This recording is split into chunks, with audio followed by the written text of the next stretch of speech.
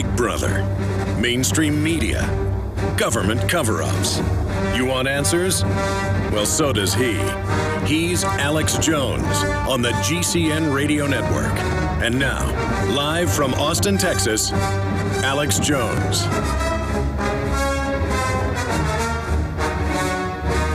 Welcome to the Alex Jones Show on this Monday, January 7th, 2013. This is Mike Adams, the Health Ranger, sitting in for Alex today. We have an amazing show lined up for you for the next 3 hours. And the reason I'm here is because Alex is on a plane headed to New York.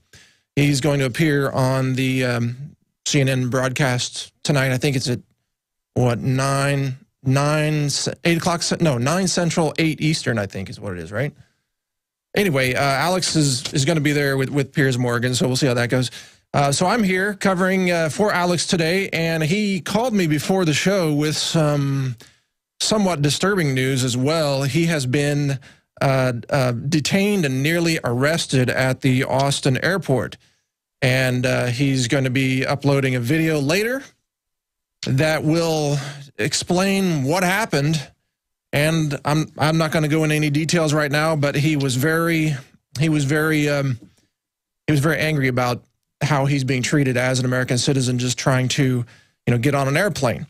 In any case, that's coming up later tonight. That'll probably make the InfoWars Nightly News, but in the meantime, let's continue. We've got some great guests coming up for you today. We've got Mark Baker from bakersgreenacres.com joining us at the bottom of this hour with an update on how the state of Michigan has been forcing farmers there to shoot their own pigs.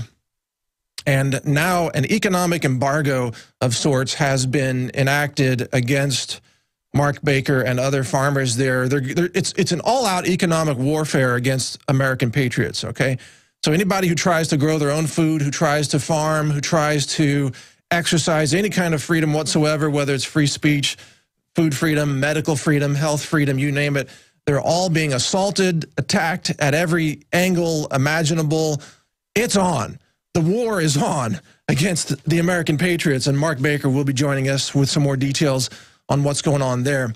Also, in the next hour, we've got Jon Rappoport joining us with some breaking realizations about psychiatric drugs and how now these could be used. You see, the government has a record of prescription drugs, who's been prescribed all of these. It's a patient database of prescription records.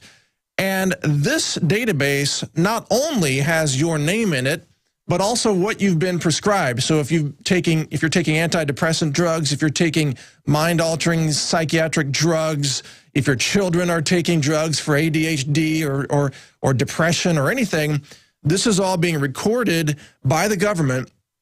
And now that we've got new gun control, a new push, of course, happening in the Senate, thanks to people like Feinstein, your prescription drug records could be used to deny you your constitutional rights. All they have to do is claim that everyone who's taking antidepressant drugs is now, quote, mentally unfit to own a firearm, or to even perhaps invoke their Fifth Amendment rights or their First Amendment rights. Or basically they can just say, if you're taking these drugs, the Bill of Rights no longer applies to you. That's what they can say. So that is a very worrisome realization and a possible development in this gun control issue. And Jon Rappoport will be joining us to go over that. We've also got Richard Pearson popping in the next hour. He is the head of the Illinois State Rifle Association that just narrowly defeated yet another sneak attack gun control bill last night. Yeah, they're trying it at all hours now. It's like, I guess these lawmakers are staying up until 3 in the morning on a Sunday night to try to sneak a bill through that is completely unconstitutional, that would criminalize all citizens of Illinois who own firearms.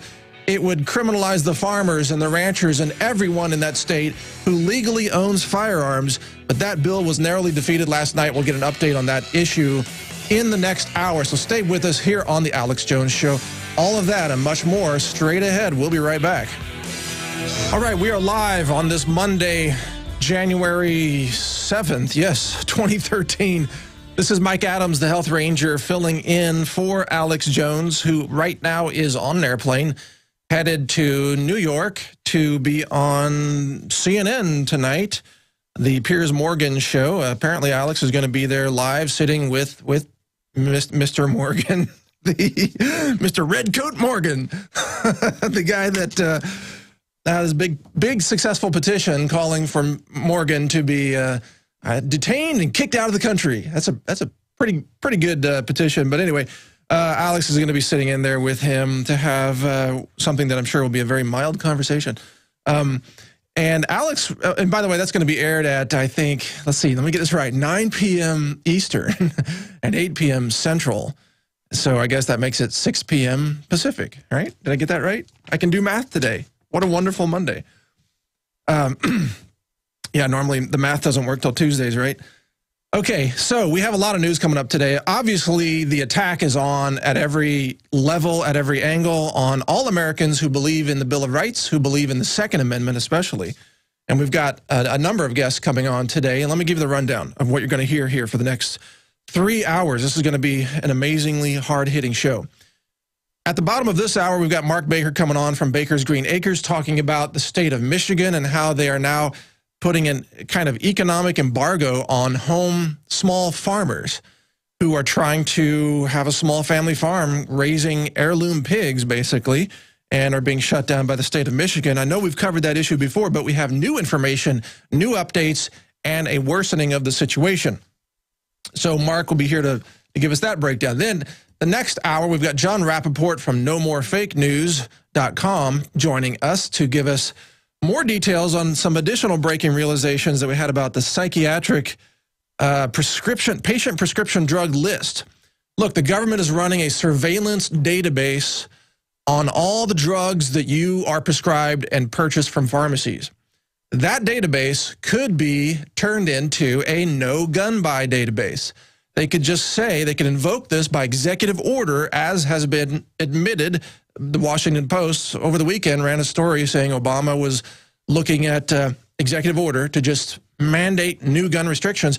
And one of those, this wasn't in the Washington Post article, but this is in our article at Natural News, and it's posted on Infowars.com this morning, shows that drug database could be copied and pasted into the no gun buy database, which essentially is the FBI instant background check system, NICS, to deny people the right to buy firearms who have been on antidepressants. So that's coming up. That's a very big, important discussion, because it means that if you are taking psychiatric drugs, which includes antidepressants and other classes of prescribed pharmaceuticals, you could be denied your constitutional rights. Outside of law, just with a regulation, this would not even require senators or members of the House to vote for any new law. It wouldn't require anything at all. Just one stroke of the pen, or one stroke of the robotic pen from Obama, who doesn't even sign his own laws anymore, just has a robot do it. Hey, why not? Yeah, he's a puppet anyway. Just have a puppet sign it. Grab a puppet with a pen and sign the laws that way. All right, here's some other news. We've got welfare recipients. This is out of the New York Post. Welfare recipients take out cash at strip clubs, liquor stores, and X-rated shops. This was an exclusive story that broke on the New York Post over the weekend. And it turns out that if you track where these recipients are taking out their cash, they're taking out all their, with their EBT cards, their government paid welfare cards. They're taking it out at porn shops, hookah parlors. Never heard that term before. A hookah parlor. And even strip clubs. Man, I must be out of the loop on that whole realm, because I've never even heard of a hookah parlor. Anyway, I have heard of strip clubs, so that's where they're taking out their money and using it. So this is your money, folks. This is your taxpayer money when you go to work and you pay taxes, or they take it out, actually. They sort of confiscate taxes from you, and they're confiscating more now than ever before, thanks to the fiscal cliff negotiations. That money goes to these Obama-supporting EBT card owners who are using your money to to get it on at X-rated porn shops and strip clubs.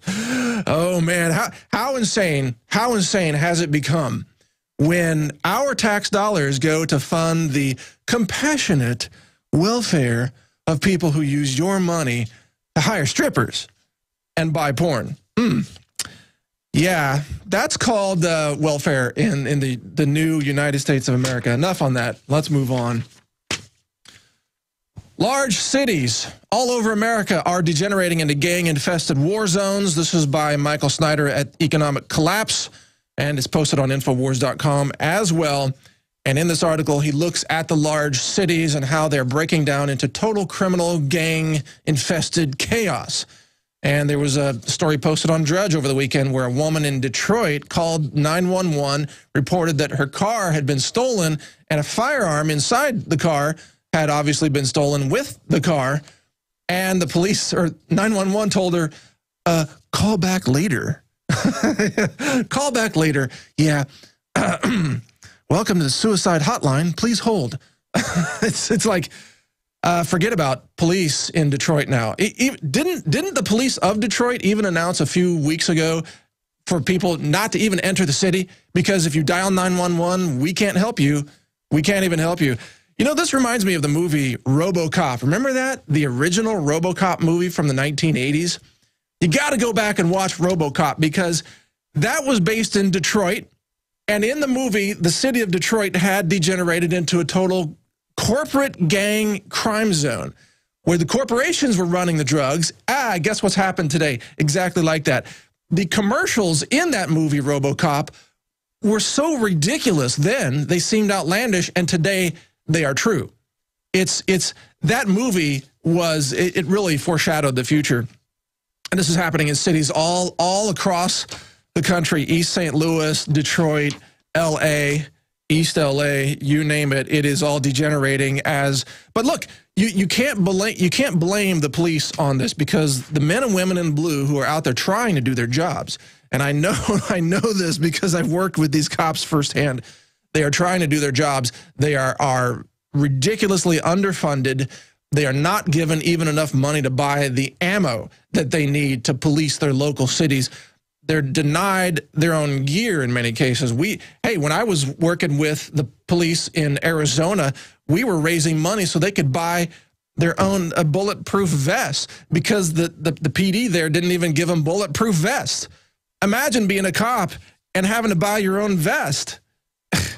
It's ridiculous. But this is true. So as a result of the cuts, as a result of the insanity, the cops are being downsized everywhere. And, of course, the gangs are running completely out of control. Now, here's another great article that I saw over the weekend from WorldNet Daily by the managing editor of WorldNet Daily, David Kupelian. I hope I'm pronouncing his name correctly, Kupelian. This is a great story. The giant gaping hole in Sandy Hook reporting. And in the story that's up at worldnetdaily.com, WND, he covers the mainstream media, their refusal to cover the psychiatric drugs and their links to violent shooting and suicides. And he runs down what we've been reporting on for years at Natural News, which is the link between psych drugs and violent shootings. If you go back to Columbine, those kids that shot up their classmates and shot up their school, they were taking antidepressant drugs. If you run down the whole list, most school shootings and most violent outbursts, even in the military violence that's happened, you know, what was the shooting at Fort Hood? That guy was under psychiatric care. All of these people are under psychiatric care. You look at Aurora, Colorado. You look at Sandy Hook in Connecticut, the recent situation. That guy was on psychiatric drugs. It is the link that the media refuses to report. They want to focus on, oh, the guns are bad. They don't want to tell you that the guy left his AR-15 rifle in the car.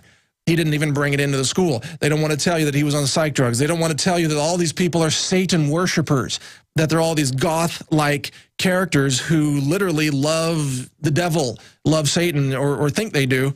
They probably they don't even know what they're really dealing with, but they think they love Satan, and so they engage in this kind of behavior. In any case, check out that article at world.daily, WND.com. Good article. Next item, this is up at Infowars.com by Mark Slavo at SHTFplan.com. America's biggest killers, the chart anti-gunners don't want you to see. Alex covered this briefly in yesterday's article, but I want to make an addition to this chart. This chart shows the 10 biggest killers in the United States.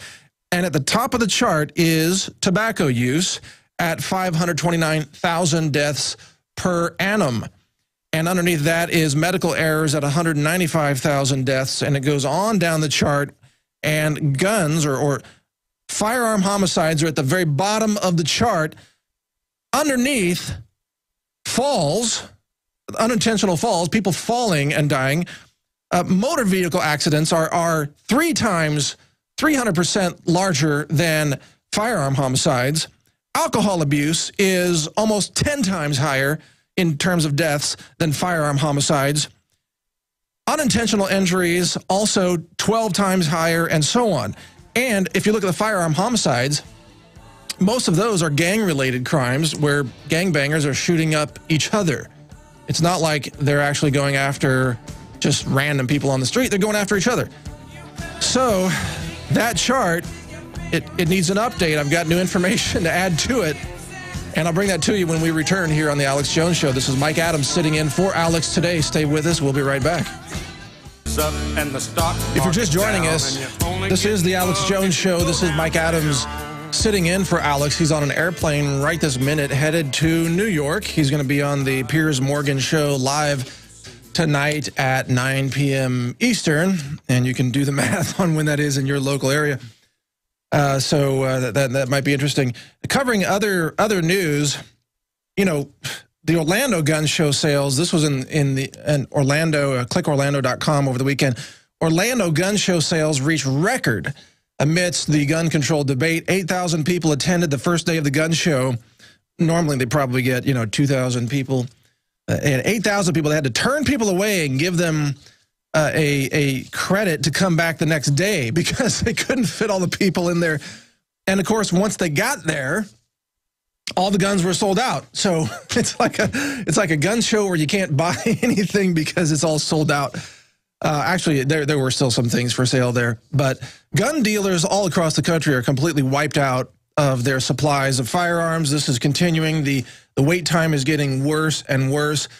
I've been talking to some of the gun distributors and dealers and manufacturers that I know personally, and they're telling me it's still on, man. It's still, people are buying like mad, and people are lining up, just handing them money, handing them like, here, $3,000. Just take this $3,000. Find me a 308 battle rifle the first chance you get, and you just hold on to my money until that happens. That's what we're seeing now. It's like, put your money down now and hope and pray. that should be Obama's new slogan. Hope and pray that you can never buy a rifle again, because they've talked it up so much now. They've created like a 1-year wait period without even having a law for it. They've wiped out the gun supply nationwide. And the reason that I'm kind of happy today. You know why I'm happy? I'm happy because Feinstein and the liberals have finally shown their cards. And I actually welcome Dianne Feinstein to amend her bill. Let's just make it, put everything in the bill that you really, really want, okay? Just put everything in there. Let's ban not just rifles, not just handguns and shotguns. Let's ban forks and spoons and knives, because, you could whack somebody in the temple with a spoon. That can hurt. We should just ban spoons and make people eat with sticks like they did in China. Just have Americans, all Americans, it's time for chopsticks. And you can't sharpen the chopsticks because those could be weapons of mass destruction. So everybody eat with chopsticks. And while we're at it, Senator Feinstein, why not just add into your bill that anyone who owns a gun can't have a website, can't have a First Amendment right, can't have a Second Amendment right, and that if you say anything against Obama, then let's say you shouldn't even have a Fifth Amendment right. In fact, all your Bill of Rights completely gone if you speak your mind. If you don't worship Feinstein and Obama, then you should be denied all of your rights. Let's just get it all out in there.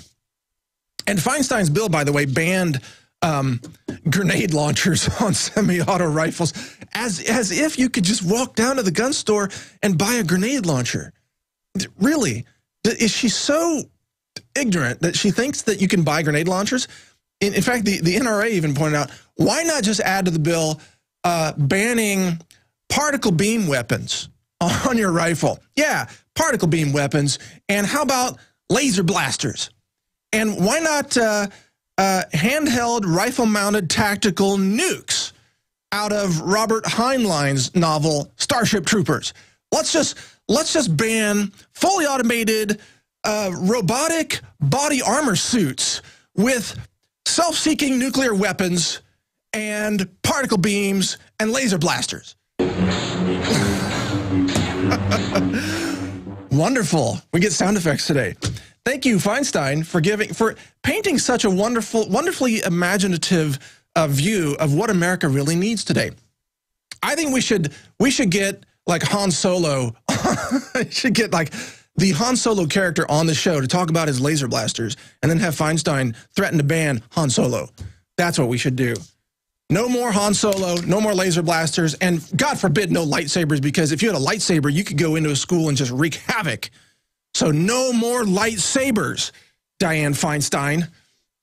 That's something we can support, banning lightsabers in the hands of the Jedi. All right, now getting back to reality here in the short time we have left. Sorry to get carried away, but it's so insane. All we can do is laugh at it at this point. It's so insane that you don't have a right to self-defense. You don't have a First Amendment. You don't even have the right to engage in commerce. Here's a story of a Bank of America freezing the deposits of a licensed gun manufacturer that was selling parts online. It's an economic embargo on top of the insanity. All right, stay with us. We've got guests and more news coming up. This is Mike Adams on The Alex Jones Show. We'll be right back after this break. Stay with us. That's coming up in just a couple of minutes. Mark Baker from Baker's Green Acres. He is the small farm owner who has been just endlessly harassed by the state of Michigan and its DNR, the Department of Natural Resources there. Going to go to him in a second. But first, let me cover this. This has been reported in a website called ironicsurrealism.com. I'm not familiar with that site, but the Bank of America freezes licensed gun manufacturers' deposits. And this is the company called American Spirit Arms at americanspiritarms.com. The owner's name is Joe Sirachman, and he posted on Facebook that the Bank of America seized his deposits, his online retailing deposits, and that the manager in Bank of America told him that the reason they seized his funds was, quote, "We believe you should not be selling guns and parts on the internet." Wow. First of all, you can't sell guns on the internet, just for all the liberals that may be listening and don't know about FFL laws. You can't sell guns on the internet. You can accept a payment for a gun on the internet, but you can't deliver the gun to the person's house. You have to deliver it to a local dealer, obviously, where that person undergoes a background check and so on and so forth. FFL, Federal Firearms License. But the fact that this Bank of America representative reportedly said you shouldn't be selling gun parts on the internet either, well, there you go. It's all part of the economic embargo against actual Americans, against actual patriots. And another example of that economic embargo is happening right now against our friend Mark Baker from bakersgreenacres.com. And Mark joins us by phone to give us the latest breakdown of what's happening to him in Michigan. Mark, thank you for joining the show. How are you doing today, man? Good, Mike. How are you doing? Well, I'm flipping out. I'm just looking at all this news. It's so insane. Yeah. It's off the charts. And what you're experiencing is similar to it. Go ahead and give our audience, go back to the beginning, but keep it brief in case those people aren't familiar with your story. Take us back to what happened in the beginning and then bring us up to date. Okay. 1 year ago, we were told that the pigs that we raise are going to be considered illegal in the state of Michigan because they have one of 9 characteristics that the Michigan Department of Natural Resources outlined in their declaratory ruling.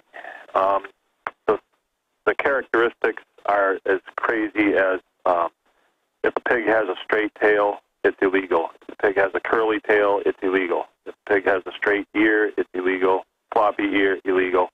And then number 9 is other characteristics not currently known. So anything they just want to invent, basically. Right, anything they want. And so we were told that we had to depopulate our animals by April 1st of 2012. And when you say depopulate, you mean kill them? Kill them, push them in a hole. I'm former military, and I know that if I'm given an order that is illegal or unlawful, that is my duty to not carry that order out. So I chose to decline the order, and we leveled suit against the state for relief so we could go on and continue our business. The pigs that we raise are Mangalitsa and Mangalitsa hybrids, and we use a Russian boar cross. And they have some of the characteristics that the DNR's outlined. Anyway, we took them to court. It has dragged on. We still haven't argued the case in court, and it's on and on and on. Finally, the last shot across our bow was 2 weeks ago. We wanted to have some of our animals butchered through the USDA slaughter plant that we've used for 5 years. And the man that owns the plant says he wasn't able to because the USDA showed him pictures, and if our pigs had those characteristics, they couldn't go through his Wait a minute. shop. So the order has come down from the USDA to all of the pig processing plants, pork processing plants there, to deny any farmer, to deny service to any farmer that comes in with a pig that matches those pictures? Is it like a wanted by the FBI picture where they have floppy ears on there and curly tails? Is that what it? You know, I wanted to get a copy of all of that stuff from the guy at the plant, but he's afraid of the USDA because they can shut him down. So I don't have any of that yet. Our lawyers are procuring that as we speak. Wow. So I guess Porky the pig is the new Al Qaeda. It's kind of, but this sounds like an economic embargo against you, where they, like you said, you had used this plant before. They had processed some of your pigs before for years. Yeah, 5 years we've used them. And now they say, sorry. Yeah. So you couldn't get your pigs processed, which means you couldn't sell them. Right. And if we can't sell the pigs, then we can't afford to feed the ones that are coming up, the younger ones. And so we were forced to make some decisions, and the decisions that we made was right before Christmas we would slaughter our mature sows, which are like 400-pound animals. And so we did that the weekend right after Christmas, and then last weekend we finished, got them all slaughtered. So the government has forced you to kill your own animals, which will hurt your future business, and they're denying you a source of revenue because your pigs have a characteristic that they don't like. That's it. Like fur color, it's almost like skin color. It's like saying it's almost a kind of animal racism, you could say. Well, it really is. They're saying that we have a problem with feral animals, and feralness is a behavior, right? And now they're saying that if my pigs are black, or they're black and white, or they're black and red, then they are more likely to be feral, so I have to get rid of them. And wow. the only carve-out that they've given is to guys that raise pigs in confinement, and those are usually corporately held. Yeah, like corporate feedlot operations. Right. So they're not affected by this at all. Got it. It's the family farm that's affected. And, you know, if your listeners were to call the Michigan DNR right now, they'd probably get a story like, oh, that doesn't apply to people that raise 4-H pigs. But then if you take the law that's sitting in front of me, it's the declaratory ruling that's available on our website if someone wants to download it, and you read it, and then you have some pigs in your backyard, and you look at them, you're going to say, well, by golly, my pigs do have floppy ears. That would make them illegal under this declaratory ruling. It's the floppy ears law. But look, listeners, check out Mark Baker's website, bakersgreenacres.com. There are some great videos there that describe all of this in more detail. And if you're able, you may also wish to offer some small donations of support. Mark Baker and his attorneys are fighting against the highly oppressive Michigan government over this issue. What's the next step for your lawsuit, Mark? I know that the courts have been denying you an actual trial, but what's the next step? You mentioned something happening maybe in June of this year. I mean, what's going on?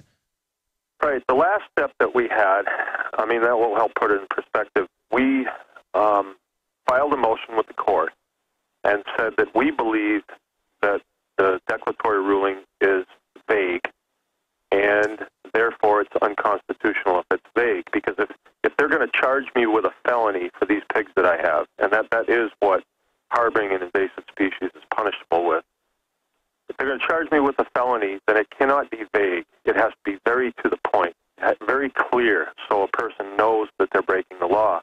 And we felt as though the ninth characteristic, where it says other characteristics not currently known to the DNR, as a characteristic that could make me a felon, we felt that that was vague. And so we filed a motion with the court. The judge heard the motion. The judge said, I'll let you know in 30 days. 35 days come, and he says, no, I don't think it's vague. I think it's good. So now we have to go back to court. And trying to schedule court is tough, and they're telling us we're not going to be able to get in until June. All right, so he doesn't think that whatever we want to make up, that's not vague, huh? That's wild. That's kind of like the United Nations treaty, human rights treaty, that says something like, oh yeah, you have all your rights unless it opposes whatever we want the UN to do. Yeah. Is it just a very general, vague statement that is kind of a blanket statement that nullifies everything else they just said? Right. Well, let me ask you a bigger question here, Mark. Let's take your situation and expand it to the nation. So just as you have been denied your right to engage in farming, and your food freedoms have been taken away, and you used to be in the military, you served this country. Right. Now all Americans are being threatened with having their rights taken away by Dianne Feinstein, Obama, Biden, all the other gun grabbers who are suddenly saying, well, the Second Amendment doesn't apply, the Bill of Rights doesn't apply, we can just take these away from you because we want to. Yeah. What are your thoughts on what's happening in America as a whole today? Well, did you ever see the movie Ants? Oh, yeah, I saw that. I think that's my feeling. I was at an event yesterday, and I looked out over the crowd, and I saw probably 300 men, from ages, say, 20 to 60. And the nature of that event, I felt as though most of those men feel the same way that I do about our country and our freedoms. And we have a few people like Dianne Feinstein that are going to level some new law, because there's been some tragedies in the country. I think it's about time the men get together and start saying, we're going to come to the table and offer you our suggestion of of the way things ought to go. And that wouldn't be the first time that's been done in this country. Well, and when you say come to the table and offer you our suggestion, I mean, wouldn't that suggestion be to basically have all of you gun grabbers arrested as traitors? I mean, isn't that what the Constitution really says? Yeah, if I was one of those gun grabbers, I think that I'd be barring the door. Good point. Hey, in fact, I've got an article that I'm going to read here, not the whole thing, but I'm going to read this in the next segment. This is by Paul Howe from combatshootingandtactics.com. Paul Howe. He is an outstanding firearms instructor. You may know who he is, Mark. I don't. Well, he's an incredible tactical instructor. His article is entitled Second Amendment and the Kool-Aid Drinkers, and I'm going to go through some of the highlights of that. It's very powerful because he talks about, and he's not a radical guy or anything. He's a constitutional patriot, very upstanding citizen. And he talks about like this: after the first few raids, he's talking about if gun confiscation is kicked off, the word would get out and Americans would start to fight back. It would only take one good ambush from a house or along a travel route to decimate a tactical force or make it combat ineffective. Right. That seems to be what I'm hearing from more and more people, in fact. Well, they have to get young men to perform these gun confiscations. And those men have lives. They only have one. They have families. They have, things that they like to do on weekends. And, they would be going into a very precarious situation. These are American citizens we're talking about here. Yeah. These are not Canadians, This isn't Australia. This is the United States of America. I think they better rethink what they're talking about. Well, I think we need more Americans to stand up like you have done. You refuse to lay down to the Michigan DNR, and you're fighting it, and that is the path to victory. The victory is within our reach. All we have to do is call their bluff and stand up to them. All these people that are calling for gun grabbing, they don't have experience in the field with firearms. They're hoping someone else will do it for them. Oh, right. Senator Feinstein, she's not going to grab a gun and kick in your front door and throw a flashbang in there and say, "I'm Feinstein, here to get your guns." Yeah. No, she's going to try to recruit somebody else to do that. Although it would be an interesting video if she actually tried to do that, but she's probably not. No.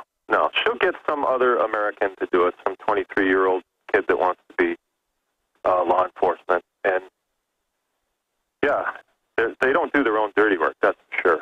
No, never. Even in war, they send somebody else's kids off to fight their wars.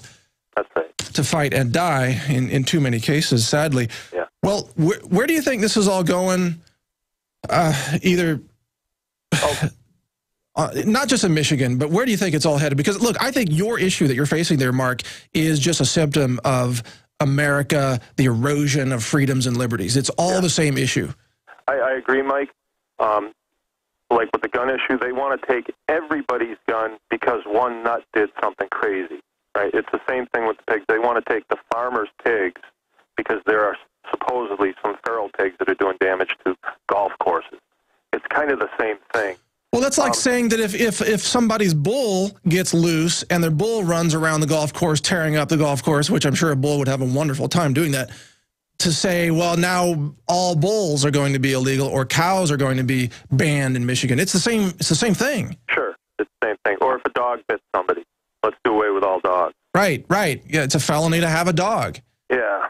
So this thing with Americans picking up guns, that's a really hot topic. And I know I come in contact with a lot of people that talk about this, and I think that is the one issue that is really going to kick the can over. And we're coming to a showdown. There's no doubt about it. And it's going to go one way or the other. And it's the same thing with the pigs. We're coming to a showdown. Either we have the right to farm or we don't. But if they want to take that right away from us, somebody's got to come take it. Well, Mark, I am confident. I'm absolutely confident. In fact, I have a great sense of optimism about all this over the last few days after really digging into this.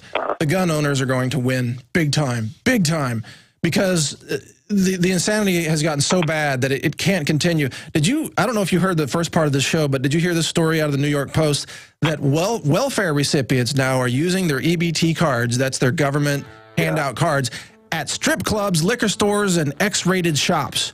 That's where they're using your tax money, Mark. Well, yeah, I don't like that too good.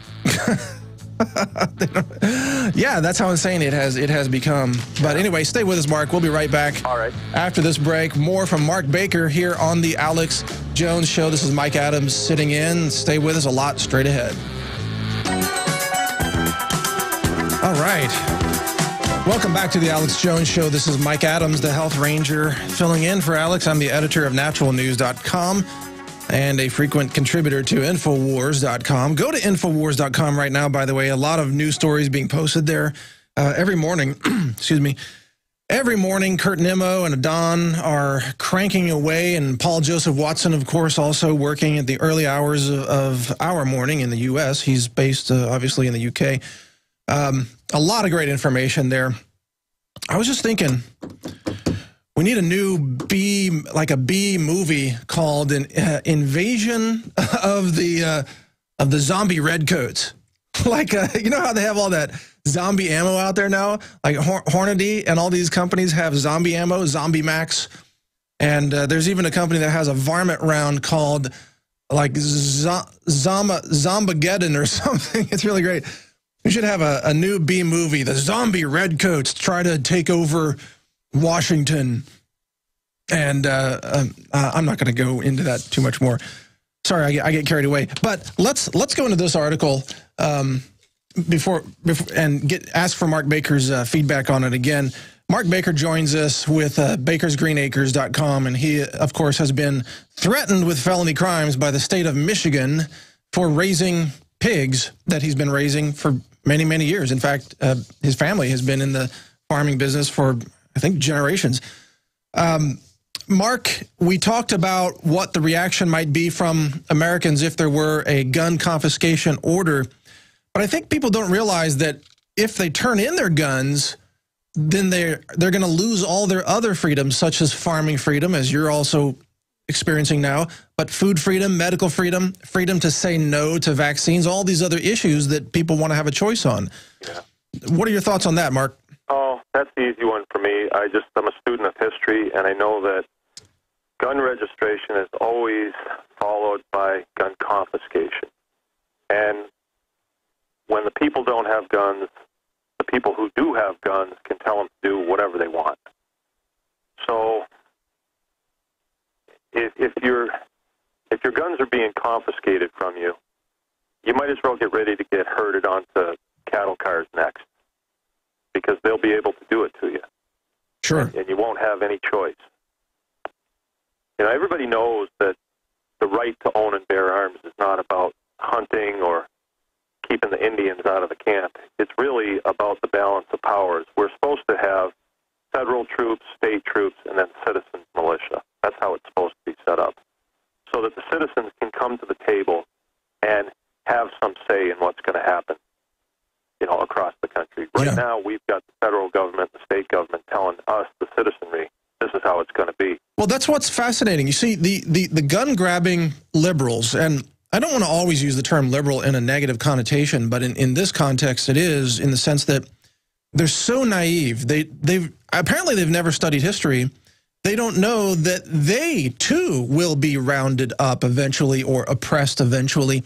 You see, they want to have the federal government take away the guns, but then they don't think about, well, what about the next election? What if there's another tyrant that gets the White House, even a Republican tyrant, let's say, who's worse than Obama, worse than Clinton, worse than Bush, or whatever, and that person uses the power that Obama took from the people to then commit genocide. See, the liberals don't think ahead. I don't know. I don't get it. Yeah, I don't know. It's kind of short-sightedness, but that's typical of what they do. Yeah. Well, I guess foresight requires intelligence, and that's just asking too much. But Mark Baker, thank you for joining us today. It's been a pleasure having you on. Thanks for having me on, Mike. Thank you. And go to bakersgreenacres.com to learn more about the fight that Mark Baker is having with the state of Michigan and their attempts to oppress farm freedom and food freedom right under our noses. We'll be right back. Welcome to the second hour of the Alex Jones Show. This is Mike Adams, the health ranger, filling in for Alex today, who is on an airplane to New York right now to appear on CNN later tonight talking with Piers Morgan. And so I'm filling in for Alex today and having a good time doing it, too, because there's just, you can't help but make comedy about all the insanity that's going on out there. It's so insane that you got to laugh at it. And but we also have some solutions that we're talking about today. I've got a good solution, in fact, coming up here. But first, let me give you a preview of what's happening this hour. At the bottom of this hour, we're going to be joined by Jon Rappoport from NoMoreFakeNews.com to discuss psychiatric drugs and how the government's surveillance of your prescription drugs could be turned against you to deny you your constitutional rights. I also hope to take some calls when Jon is on the air with us, so I'll announce the phone number in the next segment. We'll get some calls queued up for Jon. And then in the third hour, Aaron Dykes is going to be taking command of the chair here. and possibly reading from a Paul Revere book, I heard. I don't know if that's true or if that was just some banter around the office here, but maybe something to do with Paul Revere. We'll find out, and I'll let you know as soon as I know. Now, in the meantime, I've got a solution for all the gun grabbers. This is the perfect solution for liberals. You can opt out of the Bill of Rights. If you hate the Second Amendment, give it up. If you hate the Bill of Rights, give it up. All you have to do, folks, here's all you have to do. Take your passport down to the U.S. Passport Office. Denounce your citizenship. Book a flight to a nation called North Korea. Once there, they will give you a new passport, and you can enjoy utopia under the new regime of freedom of what's the guy's name there? Not Kim Jong-il, it's Kim Jong-un. Yes, because every generation they change one syllable. Next time is going to be Kim Jong-un. But all the liberals could go there. And there you have no Second Amendment. Therefore, everything must be A-OK. Never mind the barbed wire facing inward at the border checkpoints to prevent North Koreans from escaping their own country. Never mind that. Never mind the fact that the guards face inward with their assault rifles. Oh, yes, they have guns in North Korea, but only in the hands of the government guards. But I think the liberals would love that. So you see, the Bill of Rights is optional. You can simply give it up for yourself, but you can't take it from me. You got that? You can't take it from me. And you can't take it from the other patriots and the other veterans and the other lawful and legal gun owners and the other peace officers who are actually trying to restore peace and liberty and freedom in this country. You can't take it from us. You can only denounce your own. In fact, why not we should just have a website for liberals called, opt out of the Bill of Rights. And then, put, the leaders of that movement up there. Put Michael Moore up there, put Feinstein up there. The leaders of the opt out of the Bill of Rights effort. That would be very popular in certain circles in Hollywood, I imagine. Now, there's another thing that we have to remember here, that this very idea that because one person in Sandy Hook committed a terrible crime of violence, that everybody else in the country is supposed to give up all their rights? Wait a minute. One citizen does something bad, every citizen gets punished for it? Well, by the same logic, if one government bureaucrat ever abuses the freedom of an American citizen, and oh my gosh, they never do that, then we should ban all government. We should eliminate all government. I mean, using their logic, one person does something wrong, ban everybody. We should say one government official does something wrong, defund the entire government. That's their logic. But of course, they want it selectively applied, not rationally applied across the board. We'll be right back. Stay with us. Back on the Alex Jones Show. This is Monday. It's another Monday for just joining us, January 7th, 2013. This is Mike Adams, the Health Ranger, filling in for Alex today. Some pretty energetic music. Thanks, guys. I always appreciate the extra boost. Not that we need it around here. Powered by freedom and superfoods. That's our slogan. That's our motto. And speaking of freedom, we've got joining us today the executive director of the Illinois State Rifle Association, ISRA, is just going to be joining us for about 5 minutes or so to give us an update on this sneak attack that happened last night in Illinois, in Springfield, to try to destroy the Second Amendment rights of all citizens of the state of Illinois. So, Mr. Pearson, Richard Pearson is his name, and guys, if you'll bring up the website, I'll mention the URL during the interview. Mr. Pearson, thank you for joining us today on the Alex Jones Show. Hey, I'm glad to be here. Well, thank you, sir. Appreciate your time. Give us an update, breakdown, what happened yesterday in the state Congress there. Well, what happened was we had been working all weekend, with phone calls, and I got lots of complaints in that the phone lines were jammed up, melted down, plugged up, and they decided to withdraw all the bills yesterday at 4 o'clock. So they were trying to sneak it through on a Sunday. Right. But on Sunday we were there, and they They decided to hoist the white flag, at least temporarily. So if this bill had passed, tell us exactly what it would have done in terms of criminalizing firearms in the state.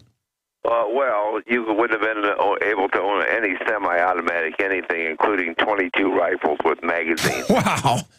You know, Do these people not realize how many farmers and ranchers are in Illinois and they need these as tools of the farm? They don't care. They don't like anybody that owns guns. They don't like you because you like guns. They don't like me because I like guns. So surely they must realize that Chicago is already the murder capital of the world, even though it's a, quote, gun-free zone. Well, that's right, but it's because of those guns it's the murder capital of the world. Although the second largest city, which is not a gun-free zone, had no murders last year. And which city would that be? That would be Aurora, Illinois. And so I don't know how they reconcile this, but they can do it in their own mind because they have magnificent mental power. How angry are the legal firearms owners in the state of Illinois right now? Because I'm sure you've heard from a lot of them. What's the word on the street there? They are angry, but that doesn't mean this is piloted by the city of Chicago and Rahm Emanuel, and so they're going to bring this back again. It doesn't matter to them how angry they are, but so we'll see this again, and we will resist with every effort. But, sir, do they think that they can just make a law on a piece of paper and that nothing's going to happen in response? Do they think that all the people of the state of Illinois are just going to turn in their guns and become slaves to Rahm? Do they really believe that's going to happen? Well, I actually think that they do actually believe that's going to happen, but I think the last few days have shown that might be outside of what's going to happen here. Yeah. What is your website, Mr. Pearson, so that people can visit? It is www.isra.org. isra.org. Okay, and I see you have an urgent alert posted there. That's from yesterday. Yes. Are you getting a lot of additional press right now across the country or across the state? What's happening with the media angle on this? We are getting lots of interviews, lots of phone calls, lots of emails. We have people joining. We have members from Texas, by the way. And so we appreciate everyone going to the website and joining. And we thank you for that. Excellent. All right. Well, I appreciate the update, Richard. Thank you for joining us here on the Alex Jones Show today. And keep up the fight, because we the gun owners of America, will win this. We just have to continue the fight. That's all. Yeah, we do, and we have to stick together, too. Absolutely. Well, good job defeating that bill, and keep up the effort to fight for liberty and freedom in America. I will. Thank you, and thank everyone out there. All right. Thank you. Take care then. All right. That was Richard Pearson from the Illinois State Rifle Association. And I'm sure similar events are happening elsewhere across the country. There are probably various nefarious plans by the state representatives of certain cities, let's say, to try to take away the Second Amendment rights of lawful and legal gun owners, which, by the way, include many peace officers, many returning veterans, many active duty military and active duty cops as well. And, you know, I did a story the other day, too, about airline pilots. You know, most people who fly airplanes don't realize that about 17% of the time you're flying in a plane with an armed pilot. That's a good thing. It's a good thing because we don't want pilots to be overpowered by terrorists, right? Or hijackers or anything else. So we arm the pilots, and they carry concealed weapons in the flight deck. And they're prepared to use them. And I tell you what, the pilots that I know, one pilot in particular, he's a very good shot with a Colt 1911 and 45 caliber. He'll put two right in the forehead of any terrorist that tries to break into the flight deck. No questions asked. So there you go. Pilots. Yep, good guys and gals, a few gals, but mostly good guys. All right, let's go on to this story here. Second Amendment and the Kool-Aid drinkers. This was posted by Paul Howe. I mentioned it earlier. This is ahead of us being joined by Jon Rappoport at the bottom of this hour. This is a very important story. This is the most important story of the day, in my opinion. Paul Howe is the creator of combatshootingandtactics.com. Combatshootingandtactics.com. Paul Howe is a very intelligent firearms instructor. I've learned a tremendous amount of information from his videos posted over at makeready.tv. That's the website, makeready.tv. I normally don't endorse just third-party, video companies, but in this case, I've seen so many millions of Americans purchasing firearms, but not necessarily getting good training on how to use them. And makeready.tv is a great place. You can get online training, tons of videos. I use it. It is top-notch, top-quality production. Panteo Productions is the company. And no, they didn't pay me to say that. I'm just a customer and a patriot. So go to makeready.tv. You can see Paul Howe in action. Now, getting to his article, though, this is brilliant. Second Amendment and the Kool-Aid drinkers. Paul Howe discusses what would actually happen if gun confiscation were attempted in the United States. He asks the question, who's coming to get them, meaning the guns? Who's coming to get the guns? And he breaks it down because, look, he trains with military, he trains with law enforcement, and he has for decades. He knows all the tactics, he knows all the people, he knows their attitudes, their belief systems, their loyalties. This guy knows what he is talking about.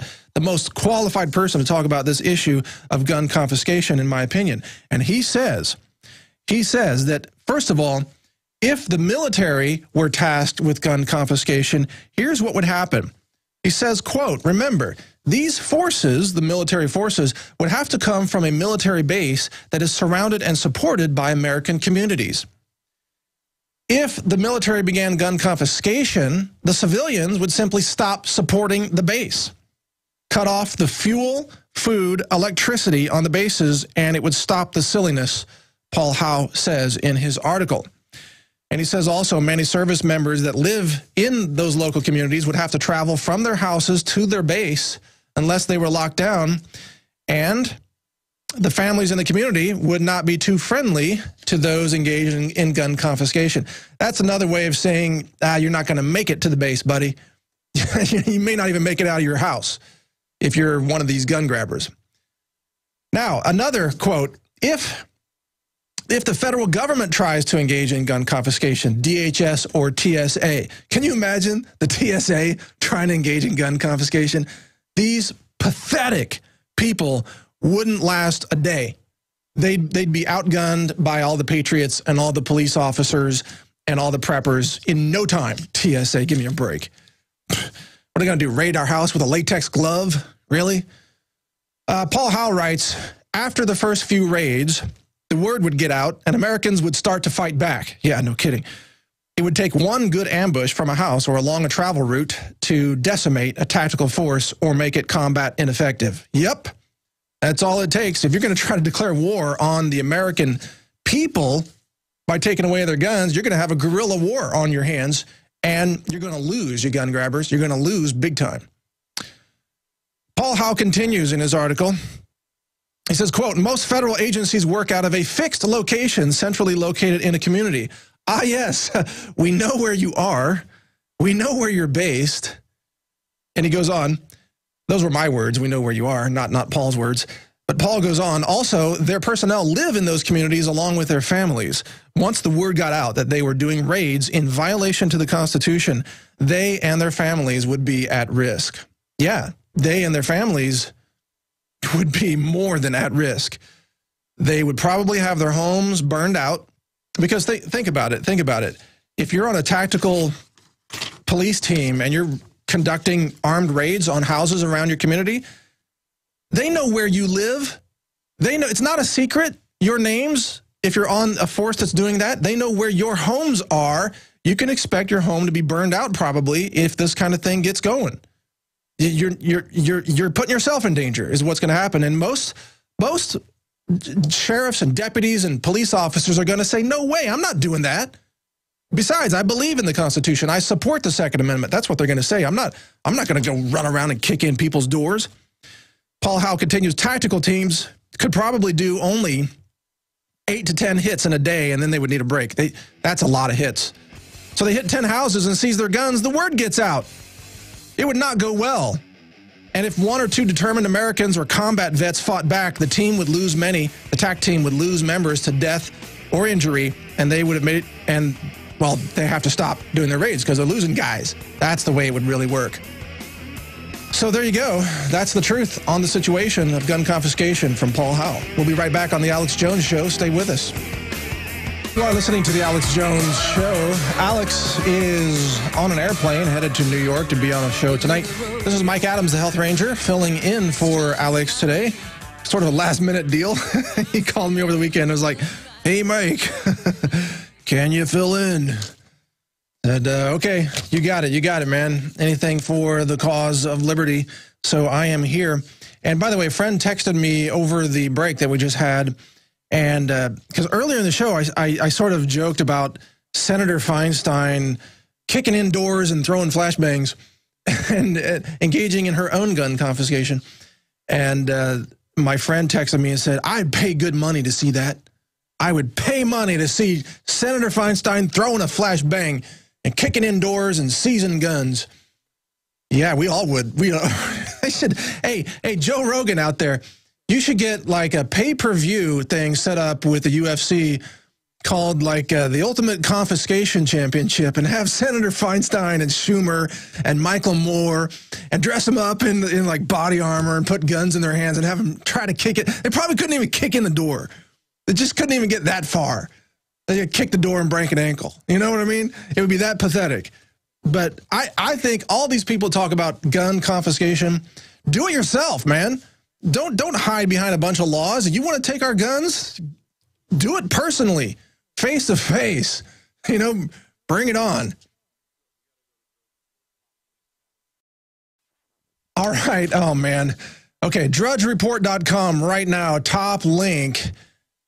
Showdown, talk host Alex Jones detained by the TSA. This is true. This is top link on Drudge. And there's a picture of it. Go to drudgereport.com right now. There's a picture of it. I guess looks like another passenger, traveler, grabbed this photo and sent it to Drudge. And Alex called me from the airplane right before I went on the air here, about 20 minutes before I went on the air today. He was very angry, and he said that the TSA had detained him and threatened him with arrest. And, really? Officer's name? Okay, John Bowen here just said that that's the same officer in the photo that detained or that threatened them when they were filming at the Austin airport. So that officer, whoever did, I don't know his name, apparently does not understand the Bill of Rights and the Constitution. And I guess we should thank that officer, because what he did is he just sent Alex Jones to New York with extra steam. That's what he really did. But there's going to be a video on this later today. Alex filmed some of this on his iPhone, I've been told. And that video is going to be edited shortly. There has to be some other travelers taken out of the video who don't have anything to do with it. So they're going to be edited out to focus on the actual conflict. Alex Jones detained, threatened with arrest at the Austin airport today, this morning, just hours ago. So that's the new America. You can't even get on the plane and fly to a media interview without being threatened with unlawful arrest by a bunch of goons who think that the Constitution doesn't apply in an airport. People are fed up. I'm fed up. You're fed up. Patriots are fed up. Gun owners are fed up with the insanity. And this is not going to last, folks. This is not going to last. Believe me. And in just a couple of minutes, we've got Jon Rappoport joining us by Skype to give us some additional thoughts on where this is all headed. But first, let me finish up this article about the Kool-Aid drinkers from Paul Howell, because he has a couple more quotes in here that are very powerful. I just want to get these in. Paul mentions, and Paul's a firearms instructor, one of the best, most widely recognized in the country. I believe he trains people at a facility here in Texas, in fact. He says that America is a nation of combat veterans and patriots. We have the guns and ammunitions out there and the talent to use them, because thanks to the fact that we've been at war since about the early 1990s, our nation has effectively trained hundreds of thousands of soldiers how to use firearms. And those soldiers, their constitution, their loyalty is to the Constitution to which they took an oath. So that's a very positive outcome of the fact that we've been at war, even though I don't support all the wars, but I am happy that our soldiers have gained the skills that come from conflict so that we can protect our liberties here at home. Paul Howe again, in every law enforcement, government, and military agency or branch, he says there are a small number of Kool-Aid drinkers who would blindly follow orders. They would either be purged internally by their co-workers, he says, or the people they attacked would, quote, stop their gene pool. That's a euphemism for being terminated as a traitor to America. Those are the words of Paul Howe. We'll be right back. Stay with us. Jon Rappoport coming up after this break. This is the Alex Jones Show. Mike Adams, the Health Ranger, filling in, fighting for liberty. We're on the... All right, we've got details on the breaking news that's up at drudgereport.com right now, also posted at Infowars.com. The article by Paul Joseph Watson just posted minutes ago. Alex Jones detained by the TSA. On his way to New York, Alex was approached by a TSA screener, one who knows the entire Infowars crew very well, who said, "Hello, Mr. Jones," indicating that he knew who he was, and demanded that Alex Jones take off his shoes. Alex refused, saying that he was being discriminated against because he was a known critic of the TSA. The officer growled, and also Alex pointed out that the last time he had removed his shoes, he had athlete's foot as a result because these places are filthy. Hey, they don't even change their latex gloves, okay? These tyrants, they don't mind just infecting you with everything imaginable. It's kind of like a biological warfare little scheme there they have going. Jones said, "I'm not taking my shoes off." The officer growled, "Take your damn shoes off or I'm going to arrest you." And they continued to threaten to arrest Jones and prevent him from flying. They talked to other cops. Despite the officer seemingly wanting to take further action, TSA management said they eventually were happy to let Jones go on his way. Yeah, they know that it's all a bluff. It's all a bluff. They know they have no right to force you to take off your shoes or pull down your pants or take off your colostomy bag or any of these other just humiliations that they push onto the American people. It's absolutely insane. So Alex Jones very nearly arrested today in Austin by a total TSA goon, well, and a police officer. Apparently, no, wait a minute. Was that an officer? No, that was a TSA screener. Sorry. I think the police officers have more sense, frankly. And we've seen that even in the Austin airport. The officers there, they know more about constitutional rights, but the TSA people, they are completely out of control. They are absolute traitors to America, and this is the reason I don't fly. Because I know that if I try to fly, they're going to put a little bag of cocaine in my carry-on. And they're going to arrest me for having a bag of cocaine or whatever they want to throw in there. Or they'll just make something up. You know? This is why I don't fly. And Alex Jones was able to, I mean, it's hard. You can't intimidate Alex Jones. So I'm sure he screamed back at them in their face, and that's the photo that is on this report by Paul Joseph Watson. So Alex is on the plane. He made it through security. I mean, this is becoming Nazi America, people. You know, these security checkpoints, Texas state troopers reaching down the pants of those women in that video that went public last week. You know, not even changing their gloves and going inside the bodies of women. 2 different women. It's insane. This is total tyranny. This is the definition of tyranny.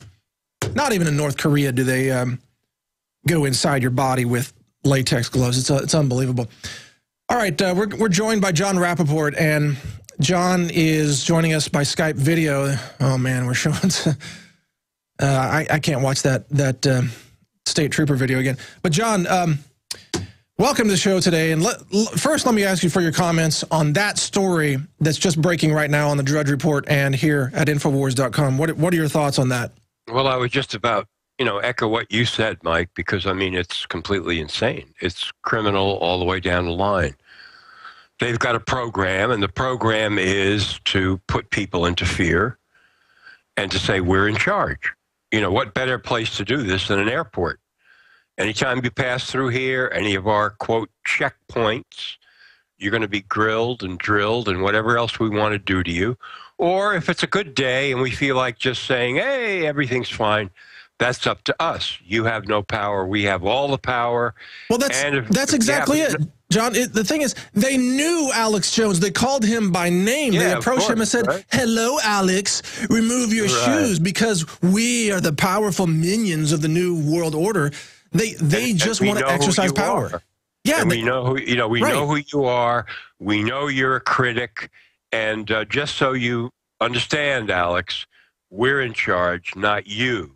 So that's the point that we're trying to make. But of course, they didn't make it because he got on the plane. It's the raw exercise of juvenile tyranny. It's these people. They must have such small little souls. They must be such children inside, these TSA officers. I can't even call them officers. TSA goons, thugs, absolute thugs. They must be little emotionally immature children inside to get off on making people take their shoes off when they know that person's not a threat. They know the person. Of course. They absolutely know that. And then you've got other people because, I mean, I fly. I've seen TSA people who themselves are trapped in the system because, you know, they're broke, they're out of work, they can find a job, so they take the job and they're standing around. I've watched them, and they look at the whole charade and they're thinking to themselves, you can see it written on their face, this is complete insanity, but I have to pick up a paycheck. Yeah. And so they do this, right? And when I've talked to them, I can see that they know I know, and I know they know I know. You know, this is all insane, right?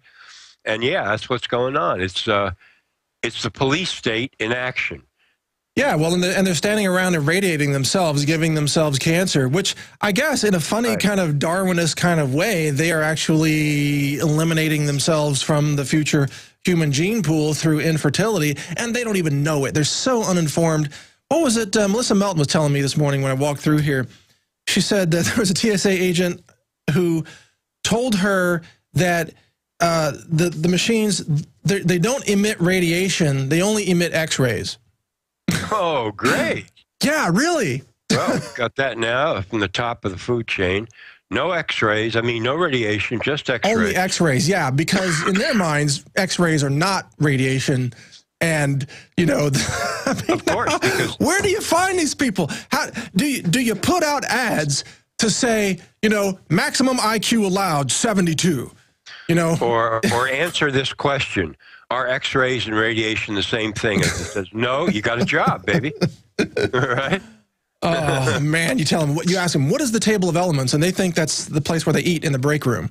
Right. It's like, okay, oh, my God, we're being ruled by morons. The Twinkie element, you know, on the chart. Yeah, it's completely insane. Oh, and it's like, Alex Jones, take off your shoes.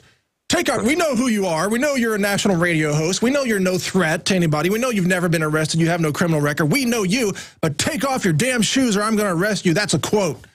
It's incredible. Yeah. Oh, okay. Do we have any, I'm sure there's nobody was there taking video of this, were they? Alex was taking video, and he said he's going to upload it. So we're going to get to see some video tonight. It's not during this broadcast because Alex is on the plane. And it's not landing for another, I don't know, hour or whatever. So tonight there will be video, and I can't wait to see it personally. I'm just, you know. I think it'll be a great lesson. But the other point is, if it was someone other than Alex Jones, they would have been arrested. You see, they let Alex go because they knew what would happen if they arrested Alex Jones. Exactly. So if it was just somebody who said, no, you can't. You know, you can't make me take off my shoes. That guy's in jail. Right, exactly. So even Alex only got through there by his wits and his notoriety. If it had been someone who wasn't well known, they would have been in jail and probably, you know, punched in the face, beat up, and whatever, tortured. Who knows? Or even sometimes killed. You know, they've been killed after being detained at the airport. Or somebody would say, well, this is prima facie evidence that you're a terrorist. Because you wouldn't take off your shoes, right? Right, yeah, you have Al-Qaeda shoes on. I see your Al-Qaeda hush puppies. Exactly. Right, let's go on to the other issues today, but it's infuriating how much tyranny we're we are suffering under in America today, and that all these liberals, I got to say, they think the answer is more tyranny. The answer is more government. The answer is to take away more rights from the people. Put all the guns in the hands of the worst goons imaginable. People like the TSA. Can you imagine if the TSA were armed? Oh yeah. I mean, well, let's another incident, and they will be armed. I'm sure that's the plan. I'm sure that's what some of the 1.6 billion bullets are for. The 40 caliber hollow points. They're going to arm the TSA, which, that's going to be interesting, because I bet these people can't hit the side of a barn with a firearm. Guns fired in airport, 5 innocent spectators killed, Right. All right, I'm sorry, I'm sorry to get off topic, but let's get back on. Listen, I mean, this is completely on topic because it's happening right now. Well, yeah, it is happening right now. You know what? Let's open up the call queue, guys, at GCN there. Let's open it up. Let me give out the number, 1-800-259-9231. 800-259-9231. If you've got a question or comment for Jon Rappoport or myself, a comment about Alex Jones being detained and threatened with arrest this morning at the Austin airport, or comments about gun rights, you name it. Call in. We'll take some calls. Now, let's get to the article. I got to give you credit for this, John. You called me yesterday. We had a short conversation on the phone.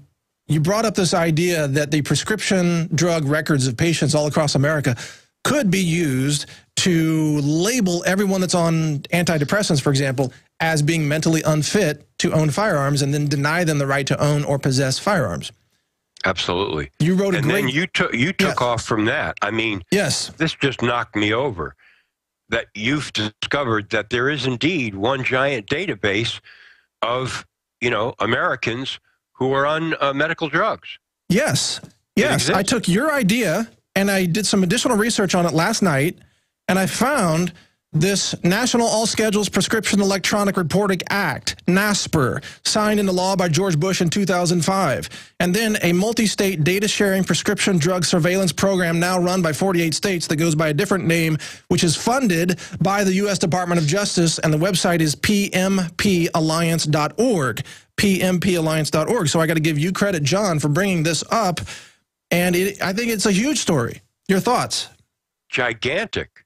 I mean, I have to assume, Mike, without having actually looked at this database, because I'm sure I can't get into it, but whoever can get into it is going to be able to find out the names of people, right? Yes. Who take the drugs. Otherwise, what good is the database, right? I mean, no, it's got to have your name and the drugs that you're taking. That's in the database. Right. That's the whole point of the database.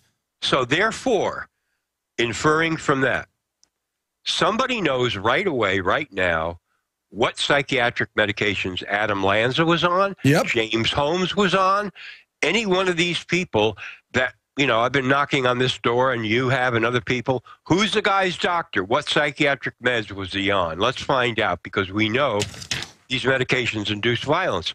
Well, now you've proved people already know, people who have access to the database. They could tell us. Excuse me. And there's this article this morning in WorldNet Daily by David Kupelian, that he calls it the giant gaping hole in Sandy Hook reporting, where they're not talking about the prescription drugs.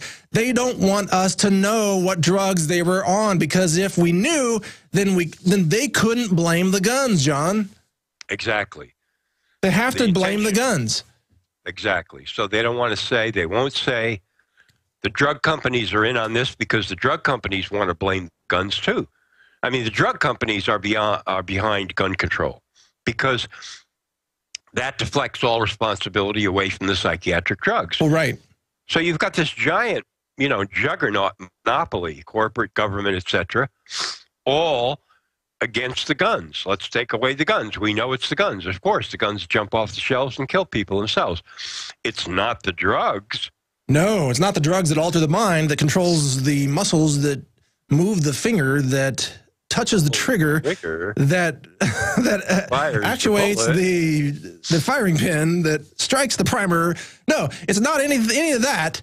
The gun is a magic device, a magical device that leaps out of the holster and starts shooting children all by itself at like some kind of anime horror film or something. I don't know.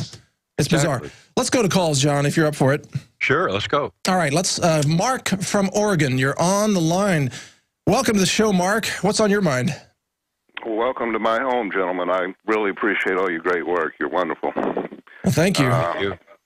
You're most welcome. Thank you so much. Couldn't do any more than you've done. Hey, we're just like you. We're just fighting for liberty here. That's it. That's it. Yeah, but you do it with such gusto, mate.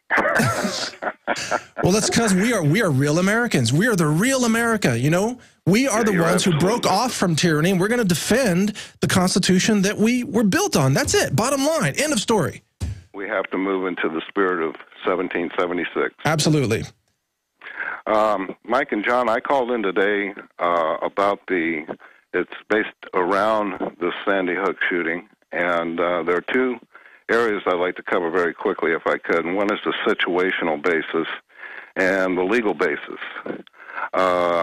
of what everything is being revolved on against us, okay, as the American people, being prepared to go into physical slavery relative to this last step, which occurs historically before the actual physical enslavement of the people of a nation. Right. We're going through the cycle of civilizations right now, and you're right. We're at that point of enslavement, which is usually followed by revolution, by the way, historically. So realizing how important this is, if I have the time to cover these two, I think it would enlighten you and the audience, because it's just the conglomeration and the result of all the information I've taken in, which is substantial from good men such as yourself. Well, hit them as fast as you can. Go ahead. Get right into it. Quickly here. In the situational basis, you have the glaring inconsistencies all around the Aurora shooting in Aurora, Colorado, the movie theater, as well as Sandy Hook. Moving back into 9/11, coming forward a ways to the underwear bomber.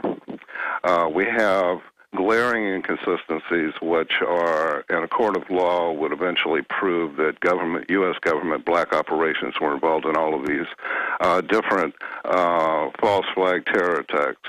So that you have this existing in the Aurora, Colorado shooting in various places, as well as up on the screen, the Joker points on a map to Sandy Hook. Let me ask John to comment on that, Mark. That's a really great point, because John has done more research on this than most others. You know, this business with the Sandy Hook map in The Dark Knight Rises, and Gary Oldman, the police commissioner Gordon, pointing to it in the movie. Hey, we got to go out to break, John. Sorry to interrupt you, but continue to answer that on the other side of this break. And thank you for your call, Mark. We will be right back with John's answer to the inconsistencies in the shootings that continue to happen as a pretext for gun control in America. Stay with us here on The Alex Jones Show. We'll be right back. Next hour, by the way, Aaron Dykes is going to be taking over the broadcast at the bottom of the hour and covering some historical quotes on the Second Amendment and really breaking down where the Second Amendment comes from and why it is merely a confirmation of a sacred right that we're born with, a birthright, in other words. And he's going to have a very interesting collection of quotes of both patriots as well as historical gun grabbers such as Stalin. Well, they love guns too. They just love them in their own hands, not in the hands of the actual people.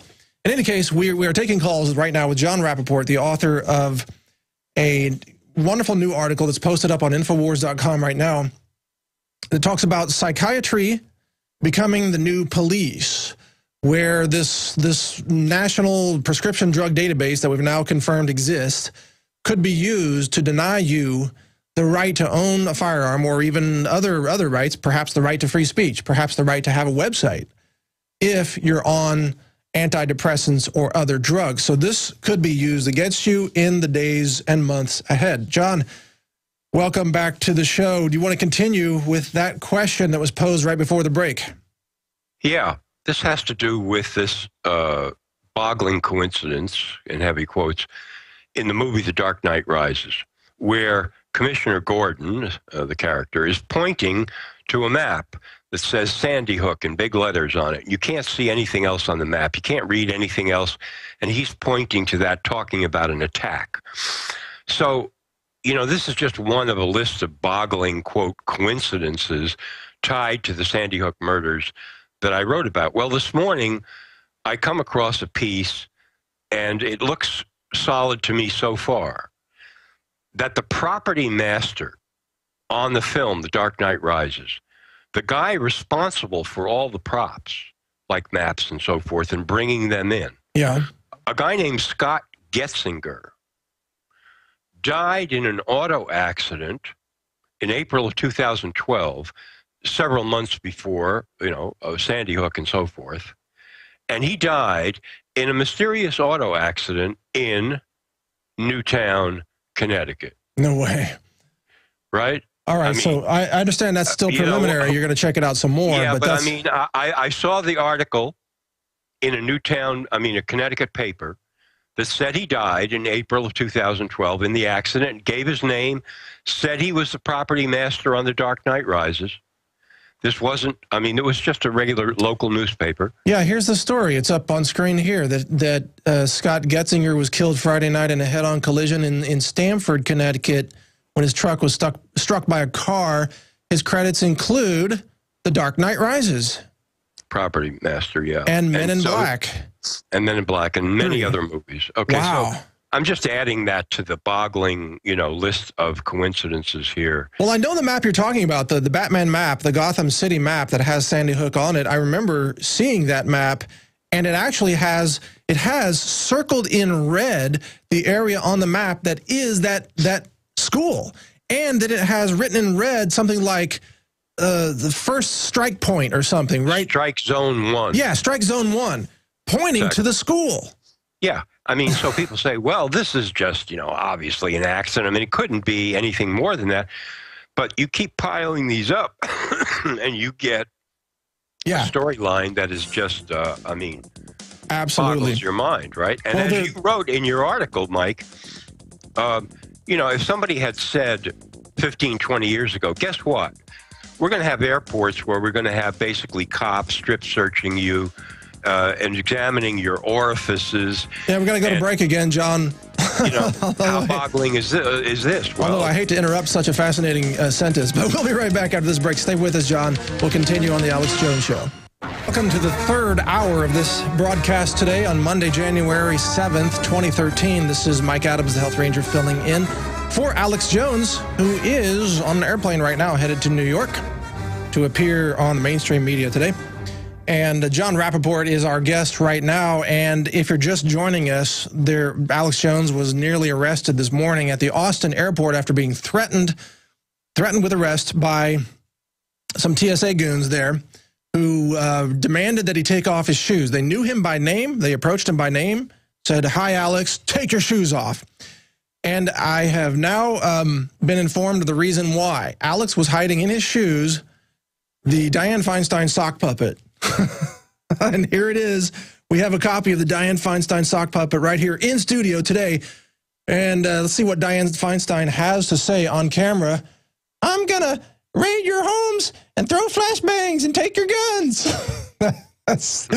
Yeah. All right. Sorry, John, you didn't get a chance to see that, but we actually do have a Feinstein sock puppet. And she's quite animated. Alex told me he was going to take that inside his shoes, That's the secret weapon, comedy. That is the secret weapon. He was hiding comedy in his shoes. Well, that's a crime. You can't do that. Everything that you're talking about, Mike, especially with what's happening here with Alex. Imagine this now in the future.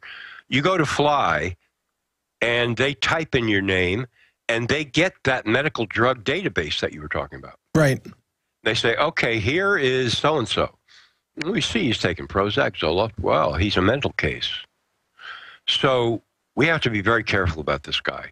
We have to, please take him in a room. We have to ask him questions, examine him, look at his papers, because now with all these databases connected, whether it's, about gun ownership, about medications, psychiatric meds, and so forth, they're just constructing one gigantic database. So at the airport or any travel checkpoint, they will be able to completely profile you in many ways that you don't even imagine, and then decide whether or not you can travel. Well, no, let me tell you, this is a true story. James Stewart, the raw milkman from California, they profiled him.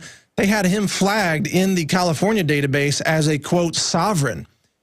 And this is a new checkbox they have for criminals, so-called criminals. This guy, all he did is distribute milk and cheese. that the state didn't like. And so they flagged him with the word sovereign. And then when they booked him into L.A. County Jail, he said one of the booking guard staff members there looked up from his computer, backed away from his desk, and said, "Oh, my God, you attack guards."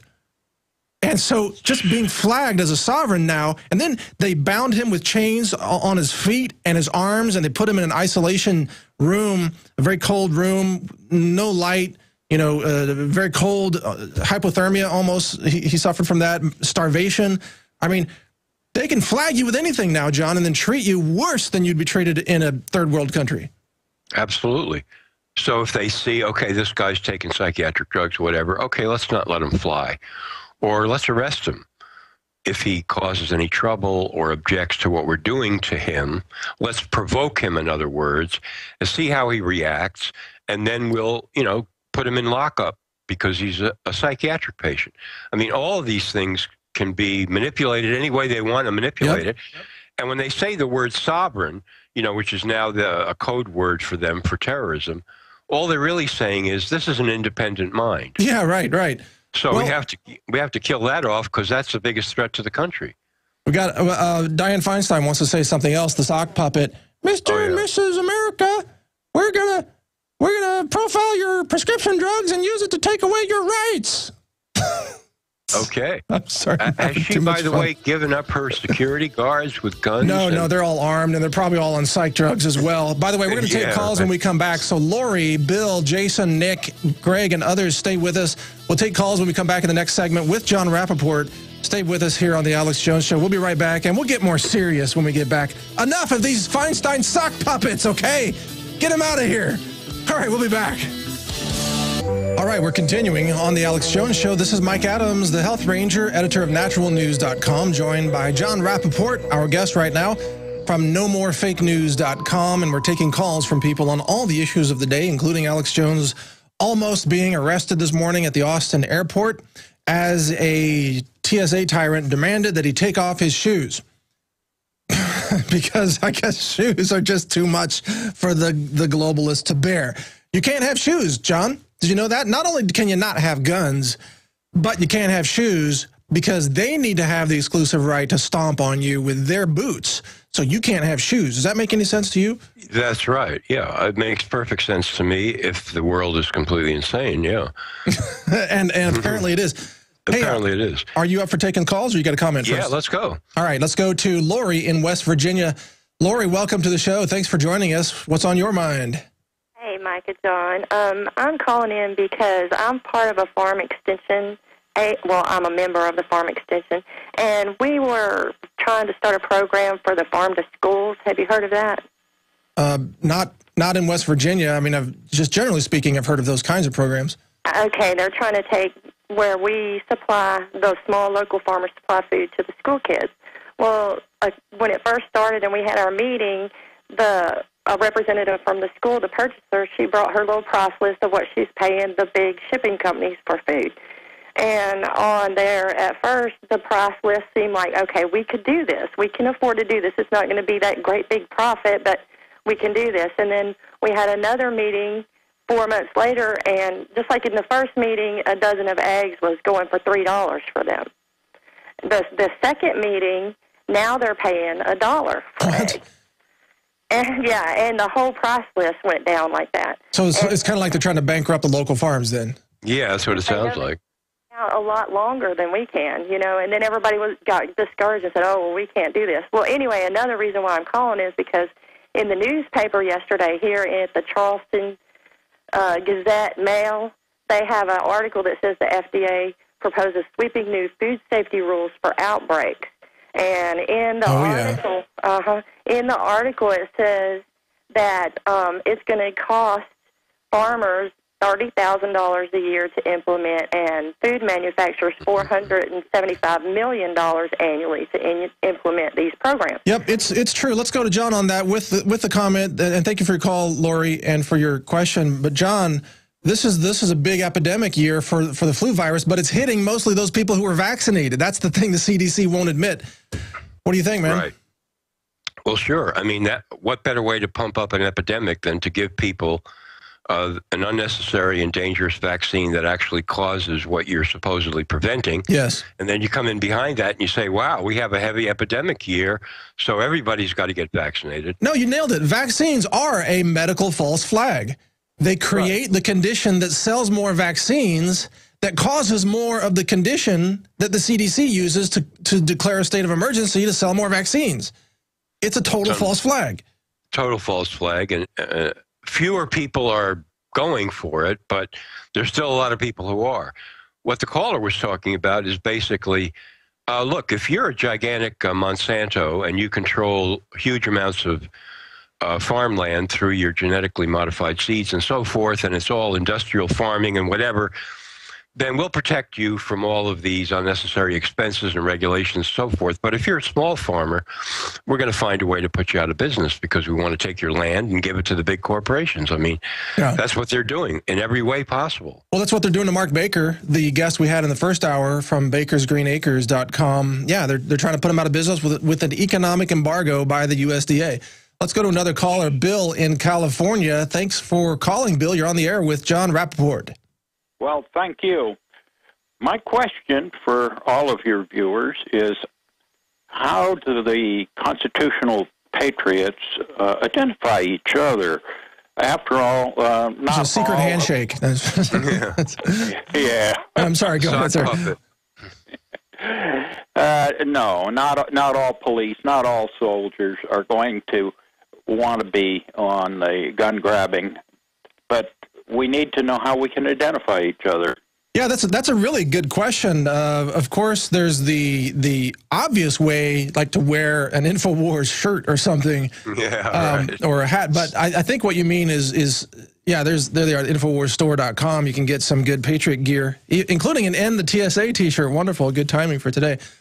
But to answer your question, sir, I don't think there's any covert system that's known. What do you think, John? No, unfortunately, I mean, the whole idea of being a patriot to the founding principles of the Republic is that you're out in the open about it. Yeah. I mean, that's the whole idea. You know, the Bill of Rights means you don't have to hide in a closet. So you find people, they find you. You decide whether you can trust them or not. You see how much knowledge they have. Do they really understand what the basic principles of this country are all about? And do they think they're important enough to live by and defend? I mean, that's all I can say. I think you're right. I think it just comes down to knowing your neighbors, knowing the people in your community. And like you said, caller, most police officers and law enforcement and soldiers, they are pro-Constitution. They took an oath to it, unlike the TSA, which never took any oath to anything, except maybe swearing to their paycheck. All right, let's go to another caller, Nick in New York. It looks like. Nick, you're on the air with Jon Rappoport and Mike Adams. Go ahead, sir. Good afternoon to both you gentlemen. You as well. Thank you. Yes, two quick things. First of all, Mike, the gentleman that you had on earlier when you were speaking about the farm, the pigs and all of that, my heart goes out to that gentleman. I know he's probably still listening. My question is this: how in the world, or where in what rock are these judges going to hide under if this whole thing implodes? And one of the main causes of this thing imploding is because these judges are upholding illegal laws or face color, whatever they want to call it. It's all color of law. You know, it's all illegal. And what rock are they going to hide under? Because these are the main perpetrators of the whole system falling in the direction. So, I mean, Nick, you're right. You're right. I can only imagine that right now, American people who are true Americans are making lists of traitors. And that list is getting larger by the day. And it probably includes, you know, court judges who are openly violating the Constitution. I think you're right. I think these lists are being made. What's going to happen to the list? I don't know. Hopefully it just means those people are voted out of office. In no way am I, condoning violence against those people. But at the very minimum, we should distribute these lists and kick these people out of office, strip them of their power. Your comments, John? Yeah, well, they're publishing, aren't they, lists of gun owners and where they live and their addresses and everything? I mean, to me, a court of law, the origin of the idea was it's local. People are there. The citizens are there. You see a trial. You want justice. The people have presumably some degree of common sense. And now we have this system which is so remote, so complicated, so insane, that anybody with an agenda who has power can decide a case any way they want to, really. Well, and the courts were created so that people didn't have to settle things by shooting each other. Exactly. But if the courts become so corrupt... Yeah, exactly. The courts have become so corrupt. That's all it leaves then, it seems like. What option is left? When justice is taken from the people, what option do they have left? Nullification. Yeah. You know, that's one of them. Any follow-up comments, Nick? Yeah, just one other thing with regard to your other presentation argument. First of all, I want to say that I completely support everything that you guys do, and your arguments, and just it just makes so much sense. And after being detoxified from all the fluoride, years of fluoride and all that through the InfoWars program, I can honestly say that my head's on straight.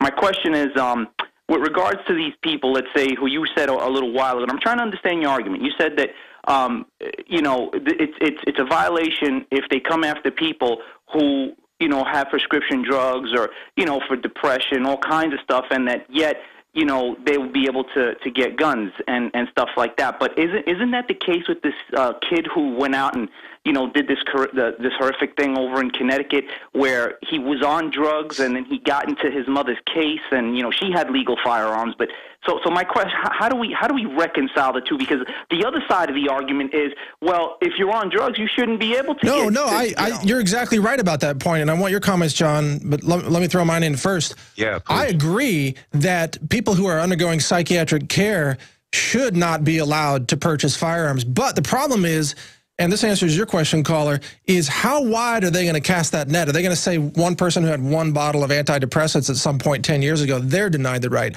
Or are they going to limit it just to the true psychopaths, devil-worshipping, drug-taking, whatever? That's who we have to limit it to. But I don't know the right answer. What are your thoughts, John? Yeah, it's a tough issue because, look, on the one side, you've got psychiatry, which wants to bring millions and millions more people into the system where they can drug them and so on. And so as that list expands, then they can say, well, all these people can't have guns because that satisfies the gun control agenda at the same time. Right. So the ultimate solution from the medical point of view, to me, is you ban the drugs. You destroy that industry. You expose it completely, and you alert all citizens everywhere to never let their children see a psychiatrist, never let them take one of these psychiatric drugs, never get on one of those lists. You're right. Just completely destroy that criminal poisoning industry altogether. This is the better solution. Sorry to interrupt you, John. We're about to go to break. But yeah, to the caller, you're right, John. If we gave these children fish oil supplements or omega-3 fatty acids or trace minerals, all those things are crucial for healthy mind function.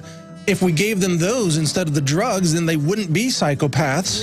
They wouldn't be devil worshippers probably because their heads would be on straight. Nutrition has a role in all of this.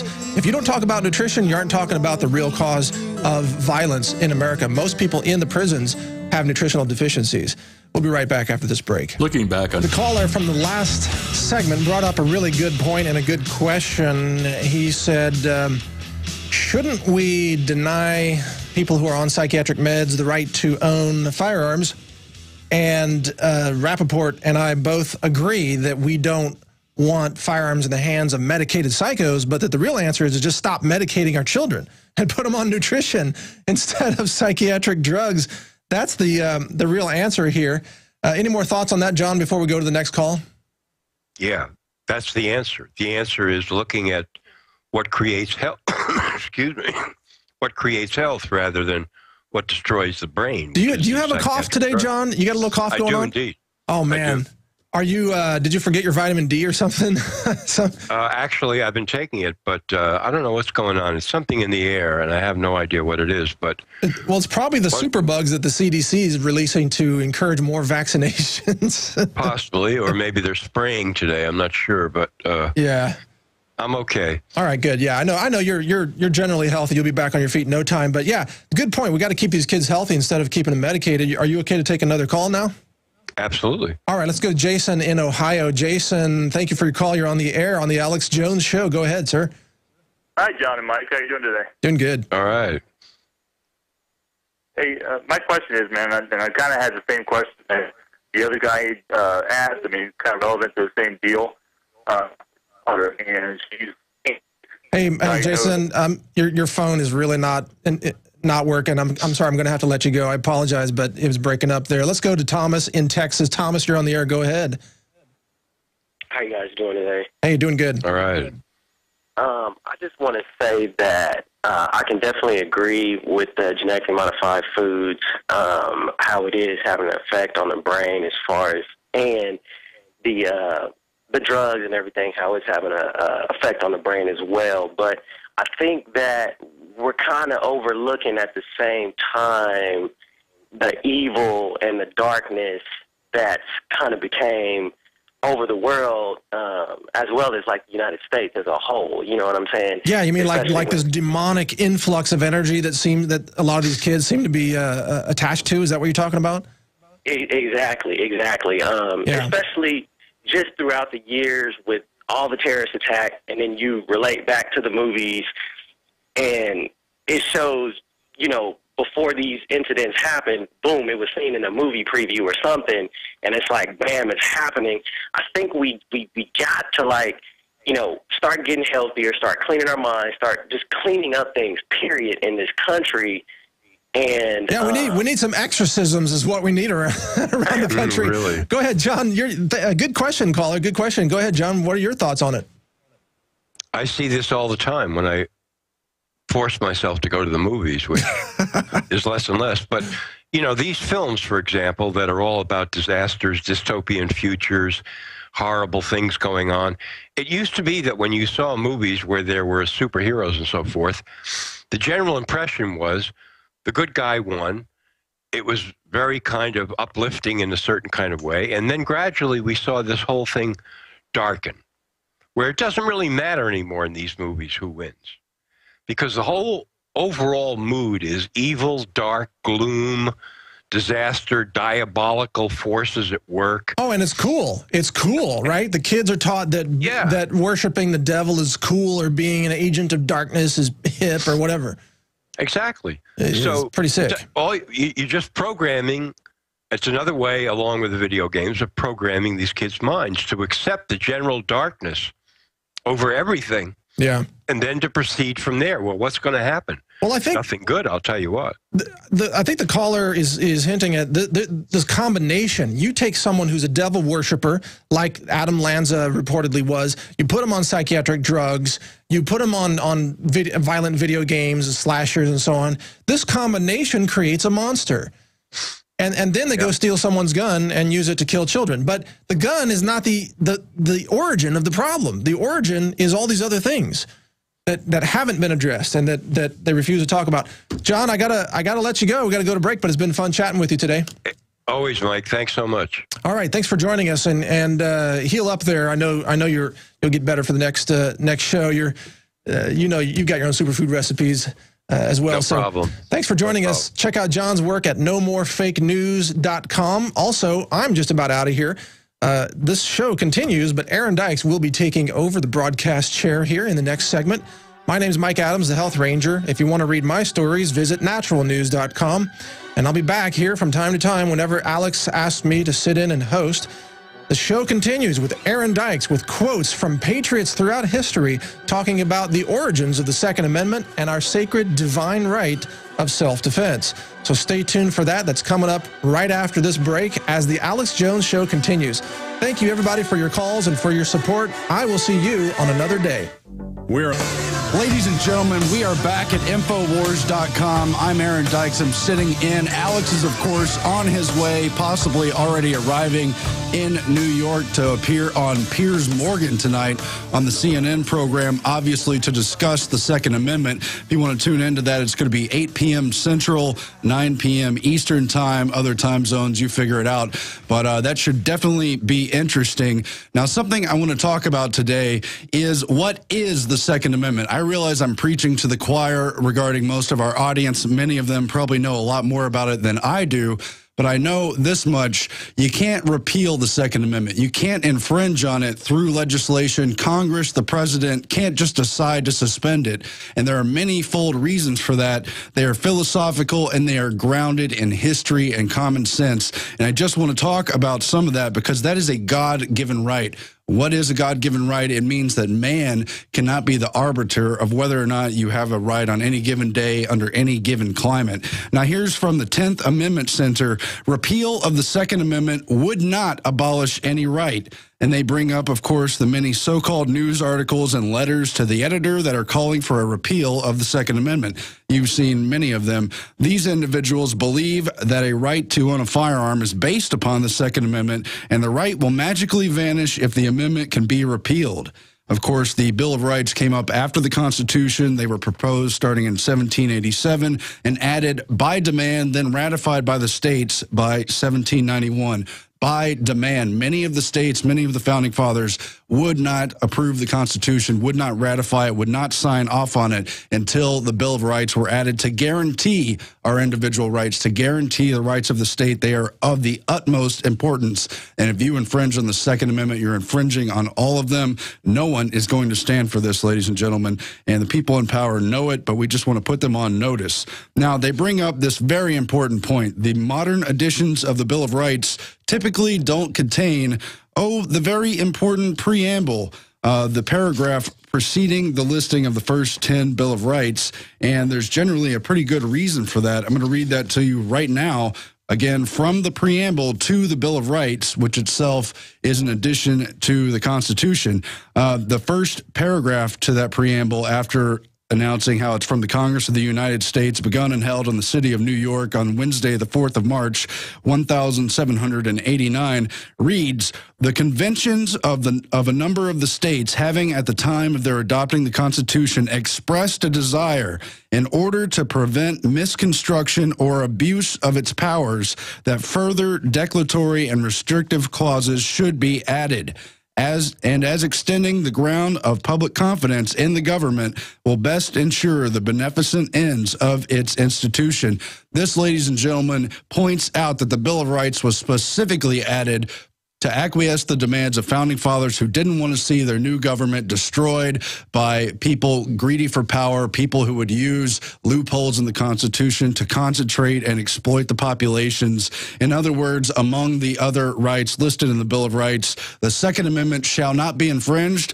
Well, one good reason why is that armed citizens make good government. Now, I'm going to read a number of quotes that refute these terrible ideas we've seen in the press from all kinds of hacks. One of the most extreme was in Vanity Fair last week from Kurt Eichenwald, whose headline was, "Let's repeal the Second Amendment."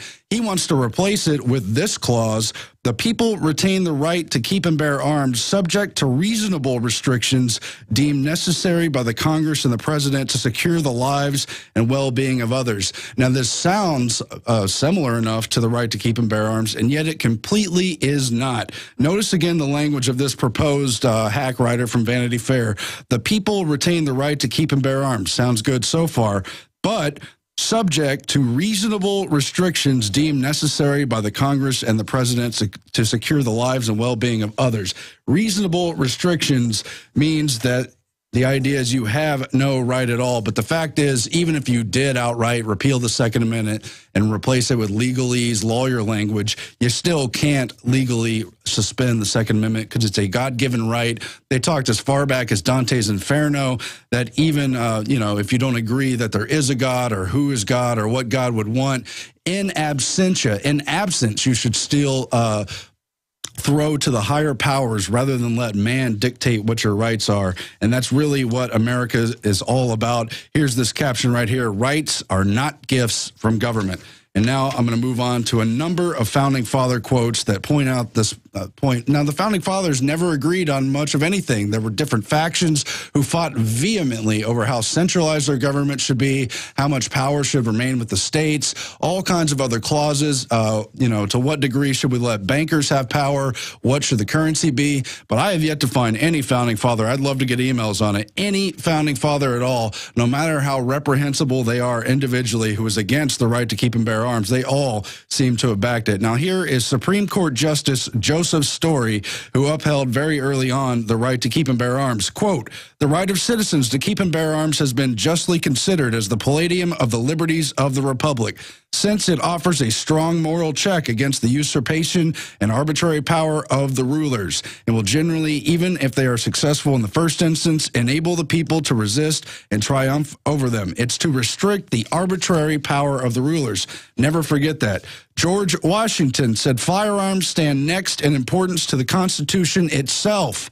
They are the American people's liberty teeth and keystone under independence. Now let's juxtapose these with just a few quotes from the modern 20th century dictators. Joseph Stalin said, "One death is a tragedy. 1 million is a statistic." An anonymous American adage reads, "If guns are outlawed, only outlaws will have guns." Samuel Adams said, "The Constitution shall never be construed to authorize Congress to prevent the people of the United States who are peaceable citizens from keeping their own arms. Shall not be construed, shall not infringe." Now, this is a key quote right here. Tench Cox, he's not that well known of a founding father, but he was a Federalist from Pennsylvania. In 1788, he said, "Who are the militia? Are they not ourselves? Is it feared then that we shall turn over our arms, each man against his own bosom? Congress have no power to disarm the militia. Their swords and every other terrible implement of the soldier are the birthright of an American." Now, there's all this legalese debate over the Second Amendment and the wording having to do with the militia. Who are the militia? Again, from this founding father, Tench Cox, who are the militia? Are they not ourselves? They certainly are. Now, James Madison said, "The Constitution preserves the advantage of being armed, which Americans possess over the people of almost every other nation, where the governments are afraid to trust their people with arms." Joseph Stalin, on the other hand, said, "Ideas are more powerful than guns. We would not let our enemies have guns. Why should we let them have ideas?" Zbigniew Brzezinski said quite recently, "In earlier times, it was easier to control 1 million people than to physically kill 1 million people. Today, it's infinitely easier to kill 1 million people than to control them." And of course, through democide, government-sanctioned murder, government is the #1 non-natural cause of death throughout history, particularly in the 20th century. Joseph Stalin said, "Death solves all problems. No man, no problem." He also said the only real power comes out of a long rifle. Alexander Hamilton, who I'm critical of for his banking stances, even upholds the Bill of Rights, the Second Amendment. "The best we can hope for concerning the people at large is that they be properly armed." Then you've got things like the Nazi law from 1938. "Those now possessing weapons and ammunition are at once to turn them over to the local police authority. Firearms and ammunition found in a Jew's possession will be forfeited to the government without compensation. Whoever willfully or negligently violates the provisions will be punished with imprisonment and a fine." We know where things went in Nazi Germany, of course. Thomas Paine, "Arms discourage and keep the invader and plunderer and all, and preserve order in the world as well as property. Horrible mischief would ensue were law-abiding deprived of the use of them. It is the duty of the patriot to protect his country from its government." Thomas Paine also said, and Thomas Jefferson said quite famously, "When governments fear the people, there's liberty. When the people fear the government, there's tyranny. The strongest reason for the people to retain the right and keep and bear arms is, as a last resort, to protect themselves against tyranny in government." Again, it has nothing to do about hunting, ladies and gentlemen. I'm just trying to point out how together the founding fathers were on the right of the Second Amendment to keep and bear arms. Benjamin Franklin sort of foretold this common era of communism, where one of the big slogans, whether it's Mao or Stalin, is "turn your sword into a plowshare" and basically be a slave to the government. Ben Franklin said those who beat their swords into plowshares usually end up plowing for those who didn't turn in their swords, their arms, their guns, whatever. To disarm the people is the best and most effective way to enslave them. That's the founding father, George Mason, one of the individuals most responsible for getting the Bill of Rights instituted in the first place. Compared to disarm the people is the best and most effective way to enslave them, with what Joseph Stalin said, "If the opposition disarms, well and good. If it refuses to disarm, we shall disarm it ourselves." What country can preserve its liberties if their rulers are not warned from time to time that their people preserve the spirit of resistance?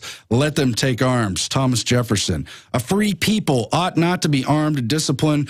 Not only to be armed and disciplined, but they should have sufficient arms and ammunition to maintain a status of independence from any who might attempt to abuse them, which would include their own government. George Washington. Now, Patrick Henry is another person who was individually greatly responsible for demanding and eventually getting the Bill of Rights to preserve the rights of the people and the states. He said, quote, "Guard with jealous attention the public liberty. Guard it. Suspect everyone who approaches that jewel. Unfortunately, nothing will preserve it but downright force. Whenever you give up that force, you are ruined. The great object is that every man be armed. Everyone who is able might have a gun. Are we at last brought to such a humiliating and debasing degradation that we cannot be trusted with arms for our own defense?" That's also Patrick Henry. And here's another Alexander Hamilton. "If the representatives of the people betray their constituents, then there is no recourse left but in the exertion of that original right of self-defense which is paramount to all positive forms of government." That's Alexander Hamilton in The Federalist, number 28.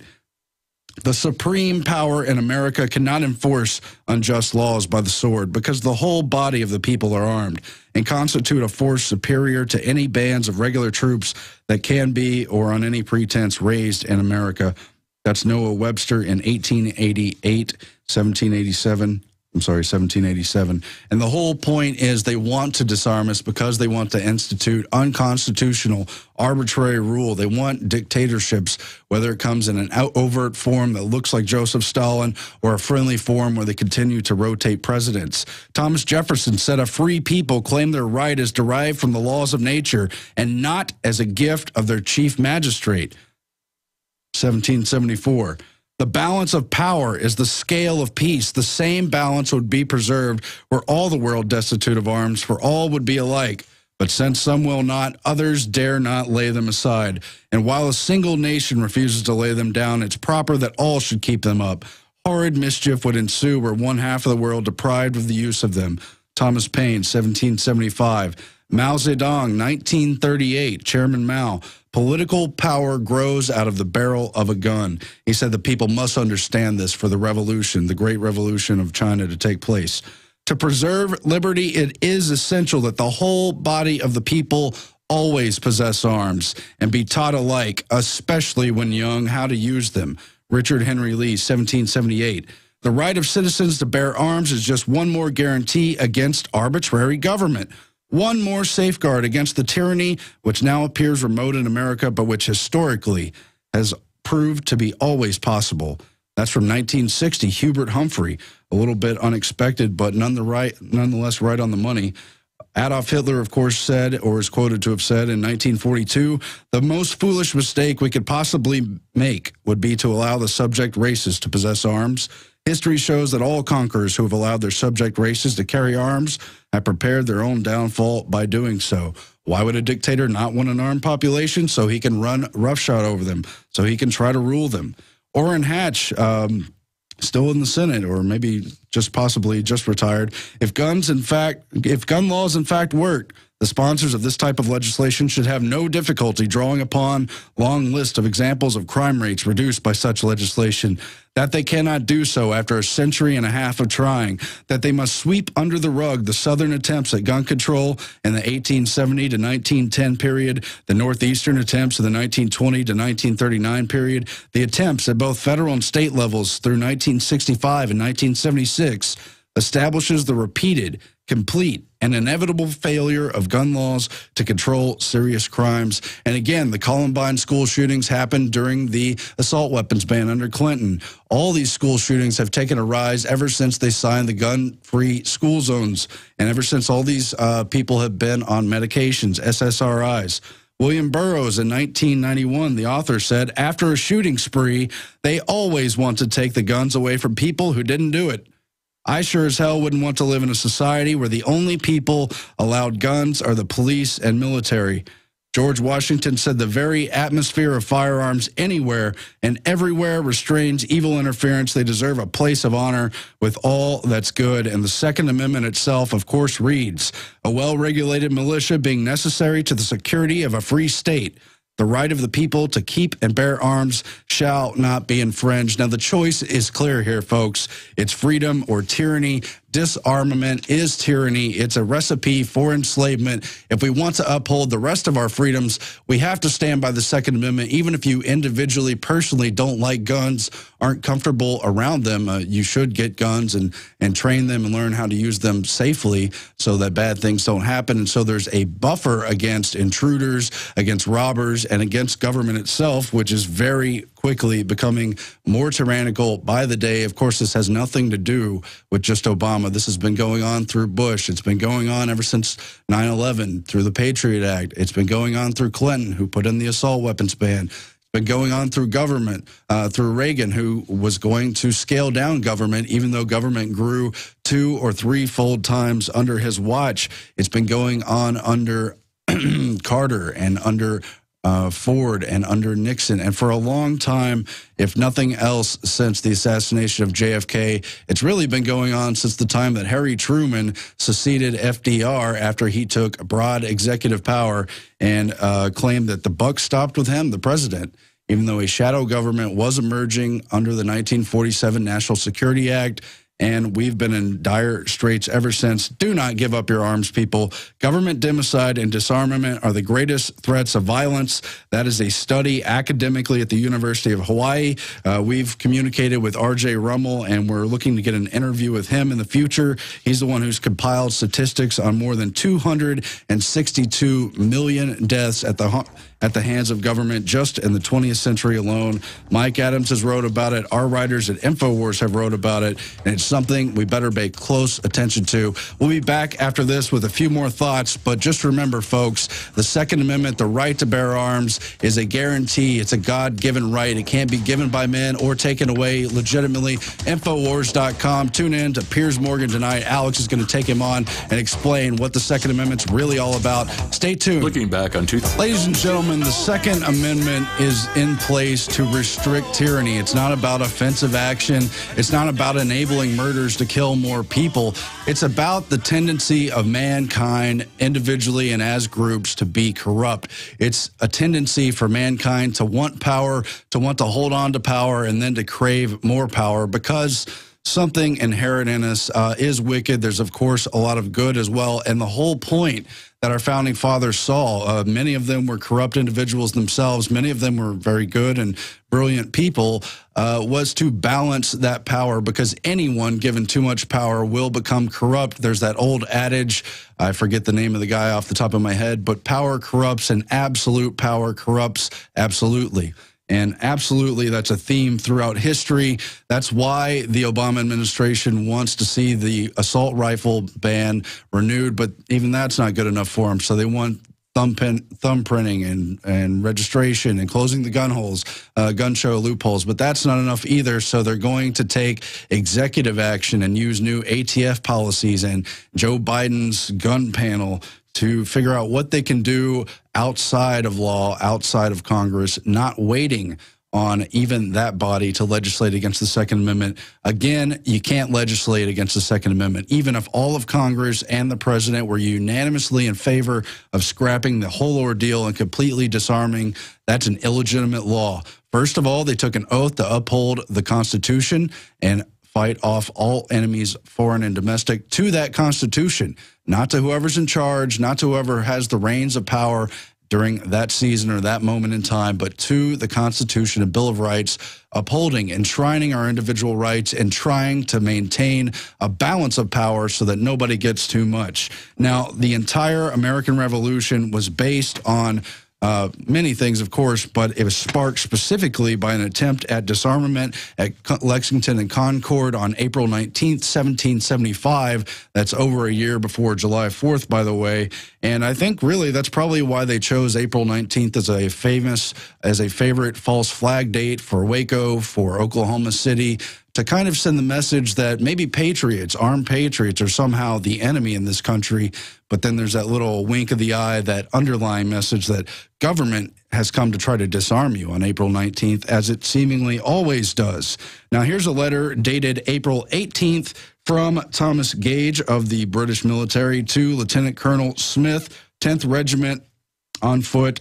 Sir, having received intelligence that a quantity of ammunition, provisions, artillery, tents, and small arms has been collected at Concord for a avowed purpose of raising and supporting a rebellion against His Majesty, you will march with me to the corps of grenadiers and light infantry, put under your command with the utmost expedition and secrecy to Concord, where you will seize and destroy all artillery, ammunition, provisions, tents, small arms, and all military stores, whatever.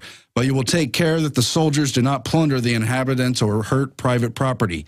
You have a draft of Concord on which is marked the houses, barns, etc., which contain the above military stores. You will order of Trunion to be knocked off each gun, but if it is found impractical on any, they must be spiked and the carriages destroyed. The powder and flour must be shook out of all the barrels into the river, the tents burnt, the pork and beef destroyed in the best way you can devise. And the men may put balls of lead into their pockets, throwing them by degrees into ponds, ditches, etc., but no quantity together, so that they may be recovered afterwards. If you meet any brass artillery, and it goes on from there. That letter, that action of disarmament sparked the American Revolution, because you should not try to disarm the militia. They are legitimate people armed to restrict an overreach of power. There are many other abuses, of course, and we must keep that in mind. Tyrannical government is not welcome in the United States. Let's never give in. Let's defend the Second Amendment. Alex Jones, CNN, Piers Morgan, tonight, 8 p.m. Central. Nightly News tonight will cover the TSA.